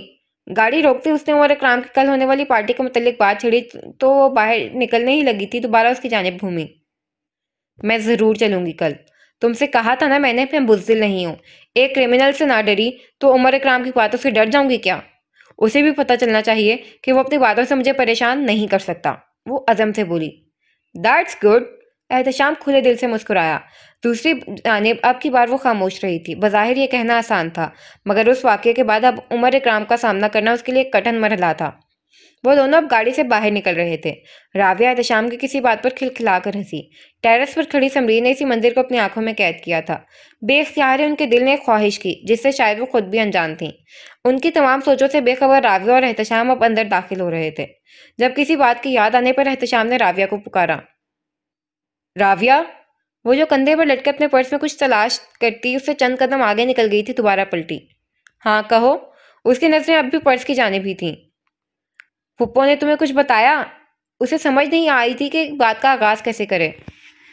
कुछ बताना था उन्हें मुझे? जवाबन उसने सवाल किया तो एहतशाम खामोश हो गया। इतनी देर तक कि राबिया को नजर उठाकर उसे देखना पड़ा। उसकी खामोश नजरें कुछ बताने की सही कर रही थी जिसे समझने से वो कासिर थी। कुछ कहो ना। क्या कहना था खाला जान को मुझसे? वो अब अपनी तलाश को भूल भाल कर सवालिया नजरों से उसे देख रही थी। आबिस आ रहा है। एहतशाम ने बस एक जुमला कहा और राबिया को लगा कि वो अगला सांस नहीं ले पाएगी। हाथ एकदम ही ढीले होकर पहलू में आन गिरे। बिना पलकें झपके बिल्कुल साकित और जामत सी वो एहतशाम को देखे गई। न जाने कितनी देर तक जिसकी आंखें बता रही थी कि वो सच कह रहा है। फिर वो पलटी बहुत आहिस्तगी के साथ और छोटे छोटे कदम उठाती अपने कमरे की जानिब बढ़ गई। उसके हर अंदाज में परसों की थकान थी। एहतशाम तासुब से सर झटक कर रह गया। मोबाइल की स्क्रीन पर मुसलसल उंगलियां चलाता वो लाउंज में यहाँ से वहां ठहर रहा था। साथ ही साथ वक्फे वक्फे से राबिया को आवाज देने का काम भी जारी था। राबिया प्लीज जल्दी करो। इसने कोई 10वीं बार उसे पुकारा था। बस आ गई। अपने कमरे की सिंगार में इसके सामने खड़ी आंखों में काजल डालती वो तकरीबन चीखी थी। फिर एक भरपूर नजर अपनी तैयारी पर डालकर क्लच उठाती बाहर निकल आई। राना फवाद की तबीयत कुछ नासाज थी जिसके बाद सिर्फ वही दोनों उमर इकराम की पार्टी में जा रहे थे। सीढ़ियों से आटी हील की टकटक ने मोबाइल पर झुके एहतशाम को नजरें उठाने पर मजबूर किया था। एक लम्हे के लिए वो भी मबहूत हुआ था। स्याह पैरों को छूता फ्रॉक जिस पर स्याह ही पजामा था, कलाइयों तक आती आस्तीन और साथ हमरंग भारी काम वाला दुपट्टा दाएं कंधे पर खोलकर फैलाए, गहरे काजल और सिर्फ लिपस्टिक के साथ वो अच्छी लग रही थी। खुले बाल बिल्कुल सीध में कंधे से कुछ नीचे आ रहे थे। पैर स्याह पेंसिल हील्स में मुकीद थे। दोनों हाथों से फ्रॉक उठाए वो सहज सहज कर एक एक सीने पर कदम रख रही थी। एहतशाम तब तक उसे देखता रहा जब तक वो उसके ठीक सामने ना रुकी। मैं सोच रहा हूँ बहुत अच्छा हुआ। मोबाइल वो पहले ही नीचे कर चुका था। ट्रांस किसी कैफियत में बोला। क्या अच्छा हुआ? वो ना समझी से उसे देखने लगी। अच्छा हुआ फिजा मेरी लाइफ में आ गई। उसकी निगाहें हनूस राबिया के चेहरे पर थीं। Ehtesham, are you all right? Rabia को लगा उसका दिमागी तवाज़ुन बिगड़ गया है। No I am not. अच्छा हुआ फिजा मेरी जिंदगी में आ गई, वरना आबिस और मेरी सख्त किस्म की जंग हो जाती। वो अजीब बातें कर रहा था, कम से कम राबिया को यही लगा। मगर क्यों? आंखों में हैरत समाये वो उसे तक रहा था। तुम्हारी वजह से भाई। मेरी वजह से? वो अब भी शदीद हैरत के जेर असर थी। अब अगर आबिस के होते हुए मैं तुम पर लाइन मारता तो वो तो मुझे पीट देता ना, फिर जवाबन मैं भी उसे मारता, यूं हम दोनों की शदीद लड़ाई हो जाती, सिर्फ और सिर्फ तुम्हारी वजह से। क्यों? सही कहा ना मैंने? वो कहने के साथ उससे तायद भी चाह रहा था। लम्हा नहीं लगा था राबिया को उसकी बात का मफहूम समझने में। चंद लम्हे तक वो उसे यूं ही बेयकीनी से देखती रही, फिर हाथ में पकड़ा क्लच उठाकर पूरी शिद्दत से उसके सर पर दे मारा। जालिम हसीना, ये क्या किया? अपना सर थामे वो भरपूर अदाकारी कर रहा था। जवाबन वो उसे एक और सख्त घूरी से नवाज कर आगे बढ़ गई। पीछे तो शाम का जन्नाती कहका पूरे लाउंज में गूंजा था।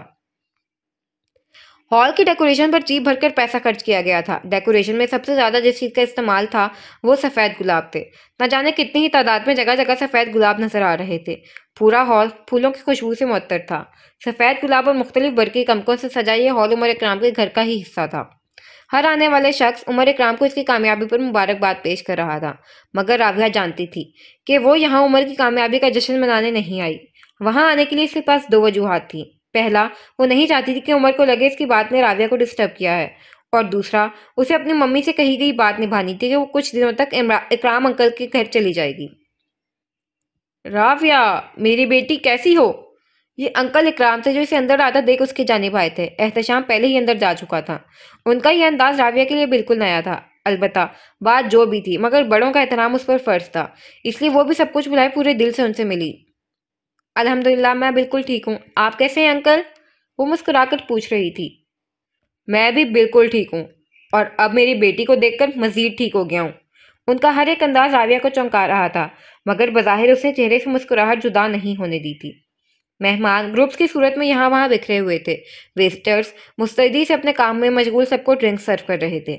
ऐसे में कुछ देर इकराम मलिक से बात करने के बाद वह एहतशाम और फिजा की जानिब चली आई। फिजा के वालिद उनसे काफ़ी फासले पर उमर इकराम से बात करने में मसरूफ थे, जिसकी इनकी जानिब पीठ थी। हैरत की बात यह थी कि उमर ने अब तक राबिया को नहीं देखा था, और राबिया सोच रही थी कि वो इसे नजर भी ना आए, सिर्फ आज के दिन के लिए उमर इकराम की आंखें उसे देख ना पाए। अजीब ख्वाहिश थी, मगर थी भी तो ख्वाहिश। क्या सोच रही हो? इसे कुछ गुमसुम सा पाकर फिजा ने पूछा। कुछ नहीं, चेहरे पर बशाशत लाए वो बोली। ख्याल यार है ये फिजा, तुम क्या जानो। एहतशाम आज किसी और ही मूड में था। क्या मतलब? एहतशाम की बात पर फिजा कुछ चौंकी, फौरन राबिया की जानिब देखा, जिसने कंधे अचकाए। जो कह रहा है उसी से पूछो। अपने दांतों की नुमाइश करते हुए एहतशाम को देखकर बोली। जवाबन वो खुलकर हंसा। आई वॉज जस्ट किडिंग फिजा। राबिया पर एक गहरी नजर डालता वो बात घुमा गया। कुछ देर बाद एहतशाम भी अपने बिजनेस फेलोज की जानिब चला गया। फिजा को उसके वालिद ने किसी से मिलवाना था, सो वो भी उनकी तरफ चली गई। राबिया अकेली रह गई। उसने इर्द गिर्द निगाह दौड़ाई। एहतशाम और फिजा के अलावा वहाँ ऐसा कोई नहीं था जिसे वो जानती हो। बिजनेस कम्युनिटी के लोग और इनकी फैमिलीज जो सारी जिंदगी इसी तरह की गैदरिंग का हिस्सा रहती हैं। इंतहाई मॉडर्न किस्म की खवातीन जो मर्दों के साथ हंसने बैठने को आज़ादी का नाम देती हैं, यहाँ वहाँ घूमती फिरती नजर आ रही थी। आस पास से निकलते लोग या एक निगाह उस पर डालते और आगे बढ़ जाते। उसे ये सब अजीब लगा था। वो आदी नहीं थी ऐसी पार्टीज की। इसने दूर स्याह और सफ़ेद डिनर सूट में खड़े एहतशाम को देखा, जो अपने किसी साथी की बात पर हंस रहा था। निगाह थोड़ी आगे बढ़ी, जहाँ फिजा अपने वालिद के साथ खड़ी किसी औरत से मिल रही थी। वो सब खुश नजर आ रहे थे, क्योंकि कहीं ना कहीं उनका वास्ता इन फंक्शन से रहा था। मगर राबिया, इसका दूर दूर तक इन तमाम चीज़ों से कोई राब्ता ना था। उसके बाबा का इस्लामाबाद में अपना रेस्टोरेंट था, और आज से कुछ सालों पहले उसके दादा शहबाज मलिक से मिली विरासत की ज़मीन पर उसके बाबा ने रेस्टोरेंट की दूसरी ब्रांच की बुनियाद डालनी चाहिए थी। और यही वो वक्त था जब बहुत से चेहरों से निकाह उठा। इकराम अली के हिस्से में दादा जान का कराची में वाक़े घर आया था, मगर इनकी नज़र इस ज़मीन पर भी थी जो इसके बाबा का हिस्सा था। बहुत कोशिश के बावजूद भी वो ज़मीन को हासिल ना कर पाए थे, और इस वक्त जिस शख्स ने उनका सबसे ज़्यादा साथ दिया था वो राना फवाद थे। उनकी मदद से ही शाहनवाज मलिक इकराम मलिक के बनाए गए छोटे झूठे विरासत के मुकदमों से बाहर निकले थे और फिर सालों तक दोनों भाइयों के बीच कोई ताल्लुक न रहा। राबिया इस वक्त छोटी थी, मगर जैसे जैसे उसमें शऊर आता रहा उसे भी अपने चाचा की शख्सियत नापसंदीदा लगने लगी। और फिर राबिया के 18वीं सालगिरह पर इकराम मलिक ने ताल्लुकात को बेहतर बनाने की एक कोशिश की थी। शाहनवाज मलिक को अपना छोटा भाई हमेशा ही अजीज रहा था, सो उन्होंने भी मानने में देर नहीं की। मगर राबिया के दिल में उनके लिए जो अदावत थी वो कभी ख़त्म ना हो पाई, और इसकी एक बड़ी वजह उमर इकराम था। वो उसे हमेशा अपने बाप की सेकंड कॉपी लगा था, मगर आज इकराम मलिक के रवैये ने उसे चौंकाया था। वो वाकई बदल गए थे या ये भी कोई ढोंग था, वो समझ नहीं पाई। ज़ह नसीब, आपकी आमद तो हमारे लिए एजाज़ है। उन बातों पर मजीद गौर करने का उसे वक्त न मिला। किसी का मखसूस लबो लहजा समाज से टकराया तो वो चौंक कर पलटी। सामने खड़े शख्स को देखकर उसके अंदर तक जैसे जहर घुल गया था। हेलो डियर कज़न, कैसी हो? उसे नजरों के सार मिली। वो कुछ शौकी से गोया हुआ। मुकम्मल ब्लैक डिनर सूट में मलबूस, बालों को नफासत से माथे पर सेट किए, कलाई में ब्रांडेड घड़ी पहने, खुशबुओं में रचा बसा वो मखदूर सा दिखने वाला शख्स किसी को भी अपने शहर में जकड़ सकता था। मगर सामने भी राबिया शाहनवाज थी, जो इस हसीन चेहरे के पीछे छुपी बदसूरती से बखूबी वाकिफ थी। मुझे एक इम्पॉर्टेंट कॉल करनी है, एक्सक्यूज मी।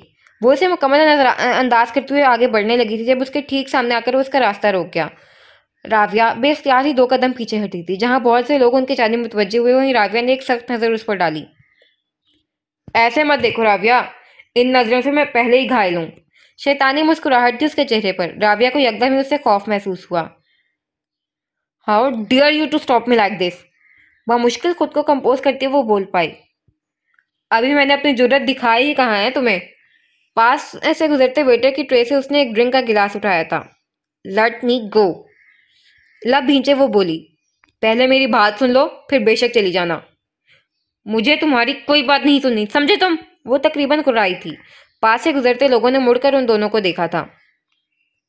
ये बात करने का कौन सा तरीका है माय लव? एहतराफ में एक नजर निगाह डालकर बज़ाहिर मुस्कुराकर लोगों को सर के खम के साथ जवाब देता वो लब भींच गया। उसके आखिरी लफ्ज़ पर राबिया ने मुट्ठियां सख्ती से भींच कर खोली। तुम उमर इकराम इस काबिल नहीं हो कि तुम्हें इज्जत से पुकारा जाए। आज वो तमाम लिहाजों मुरव्वत बलाए ताक रखकर उससे मुखातिब थी। तो क्या आबिस हैदर अली इस काबिल है? इसके साथ जुमले पर खून के घूंट भरता वो जवाबी वार करना नहीं भूला था। बस एक लम्हे के लिए राबिया सटपटाई, फिर भरपूर एतमाद के साथ बोली। आबिस का और तुम्हारा कोई मुकाबला ही नहीं है उमर इकराम। राबिया ने सहजा सा सर झटका। उमर की आंखें मारे जब्त के सुर्ख हुई थीं। हाथ में पकड़े गिलास पर उसकी गिरफ्त सख्त हुई। इसकी वजह भी बता दो। अपनी सुर्ख होती आंखें उसकी गहरी भूरी आंखों में गाड़ता वो संजीदगी की इंतहा पर था। जवाबन अपने लहजे को मजबूत बनाती वो एक एक लफ्ज पर जोर देते बोली। क्योंकि राबिया शाहनवाज को आबिस हैदर अली से मोहब्बत है और उमर इकराम से नफरत। अपने हाथ में पकड़े कांच के गिलास पर उसकी गिरफ्त मजीद सख्त हुई। फिर वो एक कदम आगे बढ़ा और उसकी गहरी भूरी आंखों में अपनी सुर्ख अंगारी आंखें डाली। तुमने अपनी बात कह दी राबिया, अब मेरी बात कान खोल कर सुन लो। उमर इकराम राबिया शाहनवाज मलिक से शदीद मोहब्बत करता है और आबिस हैदर अली से शदीद नफरत। और जो चीज़ मुझे पसंद हो उसे मैं मुकाबिल के जबरों से भी छीन कर ले आता हूँ। उसकी आंखों में खून उतरा हुआ था। राबिया की रीढ़ में की हड्डी में सनसनाहट हुई। तुम मुझे खौफजदा करने की कोशिश कर रहे हो? अपनी तेज होती धड़कनों पर काबू पाती वो बोली। मैं तुम्हें खौफजदा कर चुका हूँ। वो तमस्कराना हंसा। राबिया का दिल चाहा उसका ये हसीन चेहरा नोच ले। दूसरी जानिब चंद लम्हे से यूं ही तकते रहने के बाद आखिर में एक भरपूर नजर उस पर डालते हुए जाने के लिए पलटा। राबिया ने यहाँ वहाँ निगाह दौड़ाई। अब कोई भी इस जानिब मुतवज्जे ना था। बेख्तियारी उसने गहरी सांस खारिज की थी। जब निगाह एक शख्स पर ठहरी, काफी फासले पर उमर इकराम के पीछे खड़ा वो शख्स जिसकी निगाहें राबिया पर मरकूज थीं। उमर अपने मुकाबिल खड़े एक शख्स से बात कर रहा था, मगर इसका पीए उसकी तवज्जो अपने बॉस और इसके साथ खड़े शख्स की बजाय राबिया पर थी। न जाने कौन था ये शख्स जो हमेशा सामने आने पर इसे इसी तरह घूरता रहता था। जैसा बॉस है वैसा ही मुलाजिम, वो सोच कर रह गई। कुछ थोड़ी देर पहले की गई उमर की बातों का असर था, तो राबिया के देख लेने के बावजूद भी इस शख्स के ढीठ बनकर घूरते रहने का इसका दिमाग खोल उठा। लोफर ना हो तो। मुंह ही मुंह में बड़बड़ाते हुए एक शख्स ने उस पर डालकर आगे बढ़ गई। काफी फासले पर खड़े उस शख्स ने राबिया के लबों के जंबिश को वाजे महसूस किया। उसके होंठों के सिरे ऊपर की जानिब उठे। चश्मे के पीछे से झांकती आंखें कुछ छोटी हुई। वो यकीनन राबिया की हरकत पर महसूस होकर मुस्कुराया था। इस अवस्था में उमर पीछे की जानिब घुमा तो उसे मुस्कुराते पाया। क्या हुआ? उसने सवाल आबरूज का। कुछ नहीं सर। वो गड़बड़ाकर सीधा हुआ था। काम पर ध्यान दो जाहिद। इसे झिड़कता वो आगे बढ़ गया तो चारों ने चारों से भी उसके पीछे आना पड़ा। कुछ आज आगे जाकर उमर एहतशाम के पास रुका था, जहां खड़ी राविया उसे आता देख फौरन ही वहां से हट गई थी। राविया की सरकत पर तल्खी से मुस्कुरा दिया। बाकी का पूरा वक्त वो उमर की नज़रों के हिसार में रही थी और इस एहसास ने उसे हद से ज़्यादा मुस्तरब कर दिया था। इन तमाम चीज़ों के दरमियान उसने सिर्फ एक चीज़ पर तवज्जो नहीं दी थी कि कोई और भी है जिसकी नज़रें इस पूरी पार्टी में राविया पर थीं। घर पर आकर उसने अपनी तमाम चीज़ों को तहस नहस कर दिया था। जिंदगी में पहली दफ़ा राविया ने किसी के सामने इस बात का इकरार किया था कि वो आबिद से मोहब्बत करती है, और उमर इकराम ने भी आज पहली मर्तबा इस कदर बेबाकी से अपनी मोहब्बत का इजहार किया था। एक बात वो सोच चुकी थी कि आइंदा के बाद वो कभी उस शख्स के सामने नहीं जाएगी, मगर किस्मत को क्या मंजूर, कौन जाने। वो लॉन में चहलकदमी कर रही थी, छोटे छोटे कदम उठाती गहरी सोच में डूबी दिखाई देती थी। कुछ देर टहलते रहने के बाद लॉन चेयर्स में से एक पर जा बैठी। तबीयत कल रात से बोझल थी। जहन में उमर इकराम की बातें गर्दिश कर रही थी। वापसी पर एहतशाम ने उससे उमर से होने वाली गुफ्तगू के मुतल्लिक पूछा, मगर इस मरतबा राविया ने उसे कुछ नहीं बताया। उसे उसकी ज़िंदगी की गैर मुतवक्के तरीन चीज़ों में से एक चीज़ उमर इकराम की उससे मोहब्बत थी। उसने कभी तसव्वुर में भी ऐसी किसी सूरत हाल के बारे में नहीं सोचा था, और अब भी वो बेयकीन थी। क्या वो सच कह रहा है? क्या वो वाकई मुझसे मोहब्बत? नहीं, ये कैसे मुमकिन है? हमारे दरमियान तो कभी दोस्ती का रिश्ता भी नहीं रहा, फिर मोहब्बत? वो कैसे मुझसे मोहब्बत कर सकता है? मगर इसकी आंखें, वो झूठ तो नहीं कह रही थी। या अल्लाह! कई सवाल जहन में उभर उभर कर मासूम हो रहे थे। सर्द में दर्द की एक तेज लहर उठी। उसने बेख्तियार ही सर दोनों हाथों में थाम लिया। ऐन उसी लम्हे नजदीक पड़े उसके फोन ने रिंग किया। चंद लम्हे वो यूं ही सर झुकाए बैठी रही। एक बार, दो बार, तीन बार। शायद कॉल करने वाला नहायत ही फरागत के लम्हे में था, जो यके बाद दीगरे कई कॉल्स कर चुका था। इस शदीद सरदर्द पर रिंगट्यून की आवाज़ जहन में हथौड़े की मानद लग रही थी। आखिरकार कोफ्त का शिकार होकर उसने बिना देखे ही कॉल रिसीव कर ली। Hello dear cousin. वही मखसूस लबो लहजा। बेख्तियारी उसका जी चाहा कि वो शख्स इसके सामने होता और वो इसे शूट कर देती। वो कॉल कट करने ही लगी थी कि वो बोल उठा। कॉल मत काटना, नहायत ही संजीदगी से कहा गया था। तुम्हारी बात सुनती है मेरी जूती। वो बस सोच ही सकी। दूसरी जानिब से वो कुछ बोल रहा था। आई एम सॉरी, कल मैंने तुम्हारे साथ बहुत बुरा बिहेव किया। मुझे ऐसा नहीं करना चाहिए था। उमर इकराम और सॉरी। एक लम्हे के लिए उसने फ़ोन कान से हटाकर भी यकीन से स्क्रीन को देखा था। वो वाकई शर्मिंदा था या प्रिटेंड कर रहा था, वो समझ नहीं पाई। प्लीज़ कुछ जवाब तो दो राविया, ऐसे खामोश ना रहो। उसे खामोश पाकर वो फिर बोला, और राविया को लगा इसे सुनने में कुछ गलती हुई है। मेरी तबीयत ख़राब है उमर, मैं तुमसे बाद में बात करती हूँ। अपनी हैरत पर काबू पाती वो बस इतना ही बोल पाई। दूसरी जानिब वो कुछ कह रहा था, मगर इसे सुने बगैर ही कॉल काट दी। दर्द सर में मजीद इजाफा हुआ था। ये जो कुछ भी था ठीक नहीं था।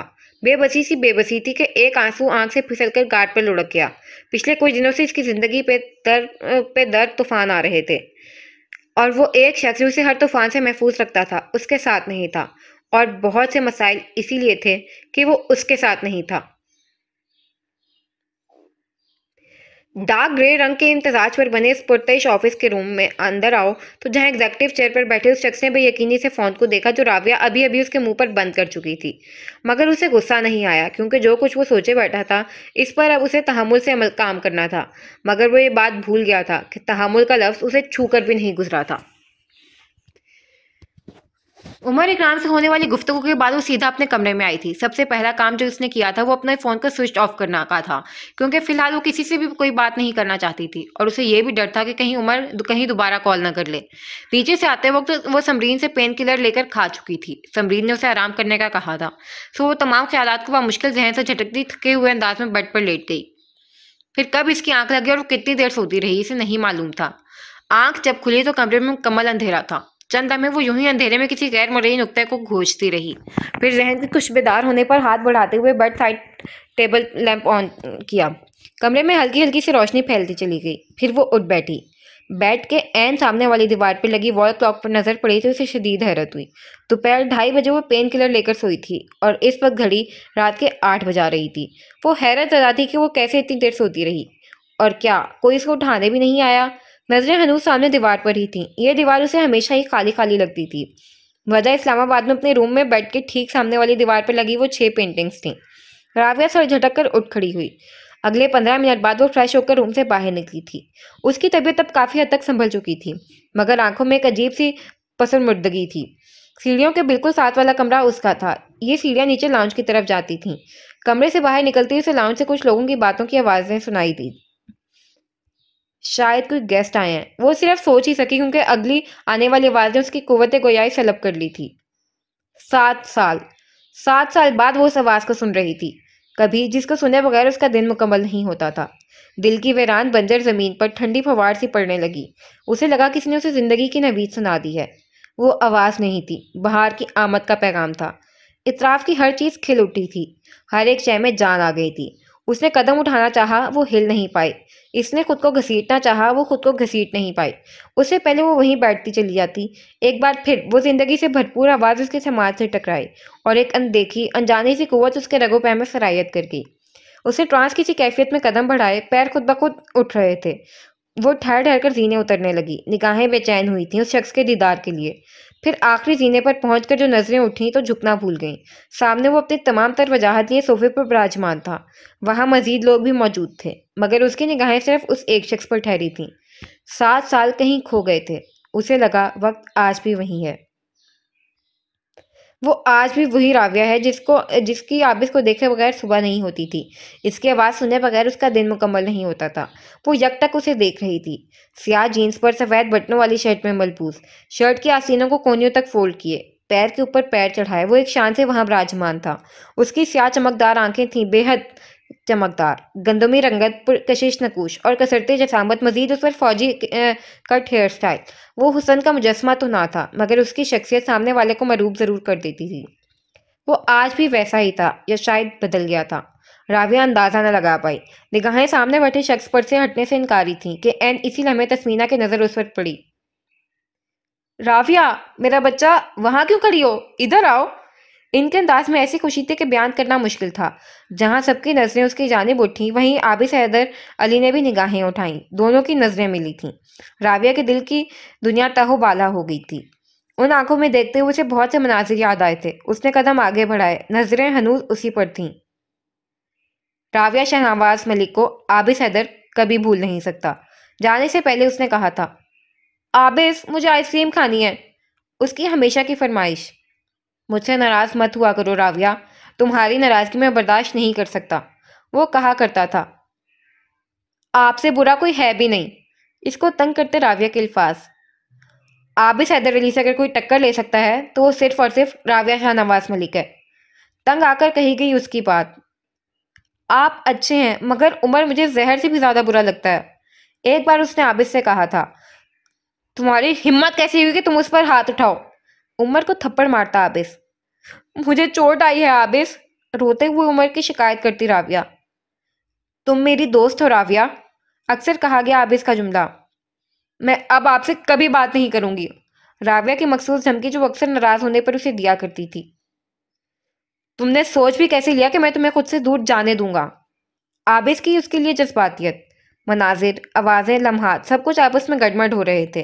आंखें छलकने को बेताब थीं, जिन्हें उसने सख्ती से रोक रखा था। नहीं, वो कमज़ोर नहीं पड़ सकती थी। कुछ दिनों पहले जो वादा उसने खुद से लिया था, उसे उस पर कायम रहना था। राविया ने सोचा और फिर एक लंबी गहरी सांस भरी। अब की बार वो फिर से अपने खोल में बंद हो चुकी थी। आगे बढ़कर तस्मीना से मिली और फिर फटवा से। फिर वो पलटी, रुख आबिस की जानिब था, जिसकी नजरें उसी पर थीं। वो गोमगों की कैफियत का शिकार थी। आबिस से कैसे मुखातिब हो, कैसे उससे मिले? कैसी हो राविया? और हमेशा की तरह उसकी परेशानी आबिस ने ही हल कर दी थी, गुफ्तगू में पहल करके। 7 साल बाद उस शख्स के मुंह से अपना नाम सुना था उसने। किसी ने जैसे उसका दिल मुट्ठी में लिया। उसने चौंक कर उसे देखा। क्या वाकई आबिस ने उसे पुकारा था? क्या वो अब उससे नाराज ना था? यकीनन वो सबके सामने एक फॉर्मेलिटी निभा रहे हैं। उसका दिल डूबा, मगर वो सोच चुकी थी कि फिलहाल उसे मजबूत रहना है। अगर आबिस का बर्ताव नॉर्मल था तो उसे भी ऐसे ही पेश आना चाहिए था। राविया बेटा, आबिस कुछ पूछ रहा है।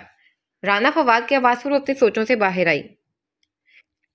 ठीक हूँ, आप कैसे हैं? लहजे को हतुल इम्कान संजीदा और स्पार्ट रखने की कोशिश की थी, जिसमें वो काफ़ी हद तक कामयाब भी हुई थी। वहां मौजूद हर शख्स ने उसके लहजे के सटपन को महसूस किया, बशमूल आबिस के। मैं भी ठीक हूँ। अजली संजीदा अंदाज, तस्मीना और एहतशाम की नजरें दोनों के चेहरों पर कुछ खोजने की सही कर रही थी, जिसमें आज उन्हें काफ़ी हद तक कामयाबी मिल चुकी थी। वो लोग काफ़ी देर बैठे थे। बाकी का सारा वक्त राविया खामोश रही। नजरें पलट पलट कर उस शख्स की तरफ जा रही थीं जिसे उसने इस दुनिया में सबसे ज्यादा चाहा था। अलबत्ता आबिस ने एक मर्तबा भी उसे नजरें उठाकर नहीं देखा था। राविया के अंदर तक खामोशी छा गई। 7 सालों बाद पहली मुलाकात कम अज कम ऐसी तो नहीं होनी चाहिए थी।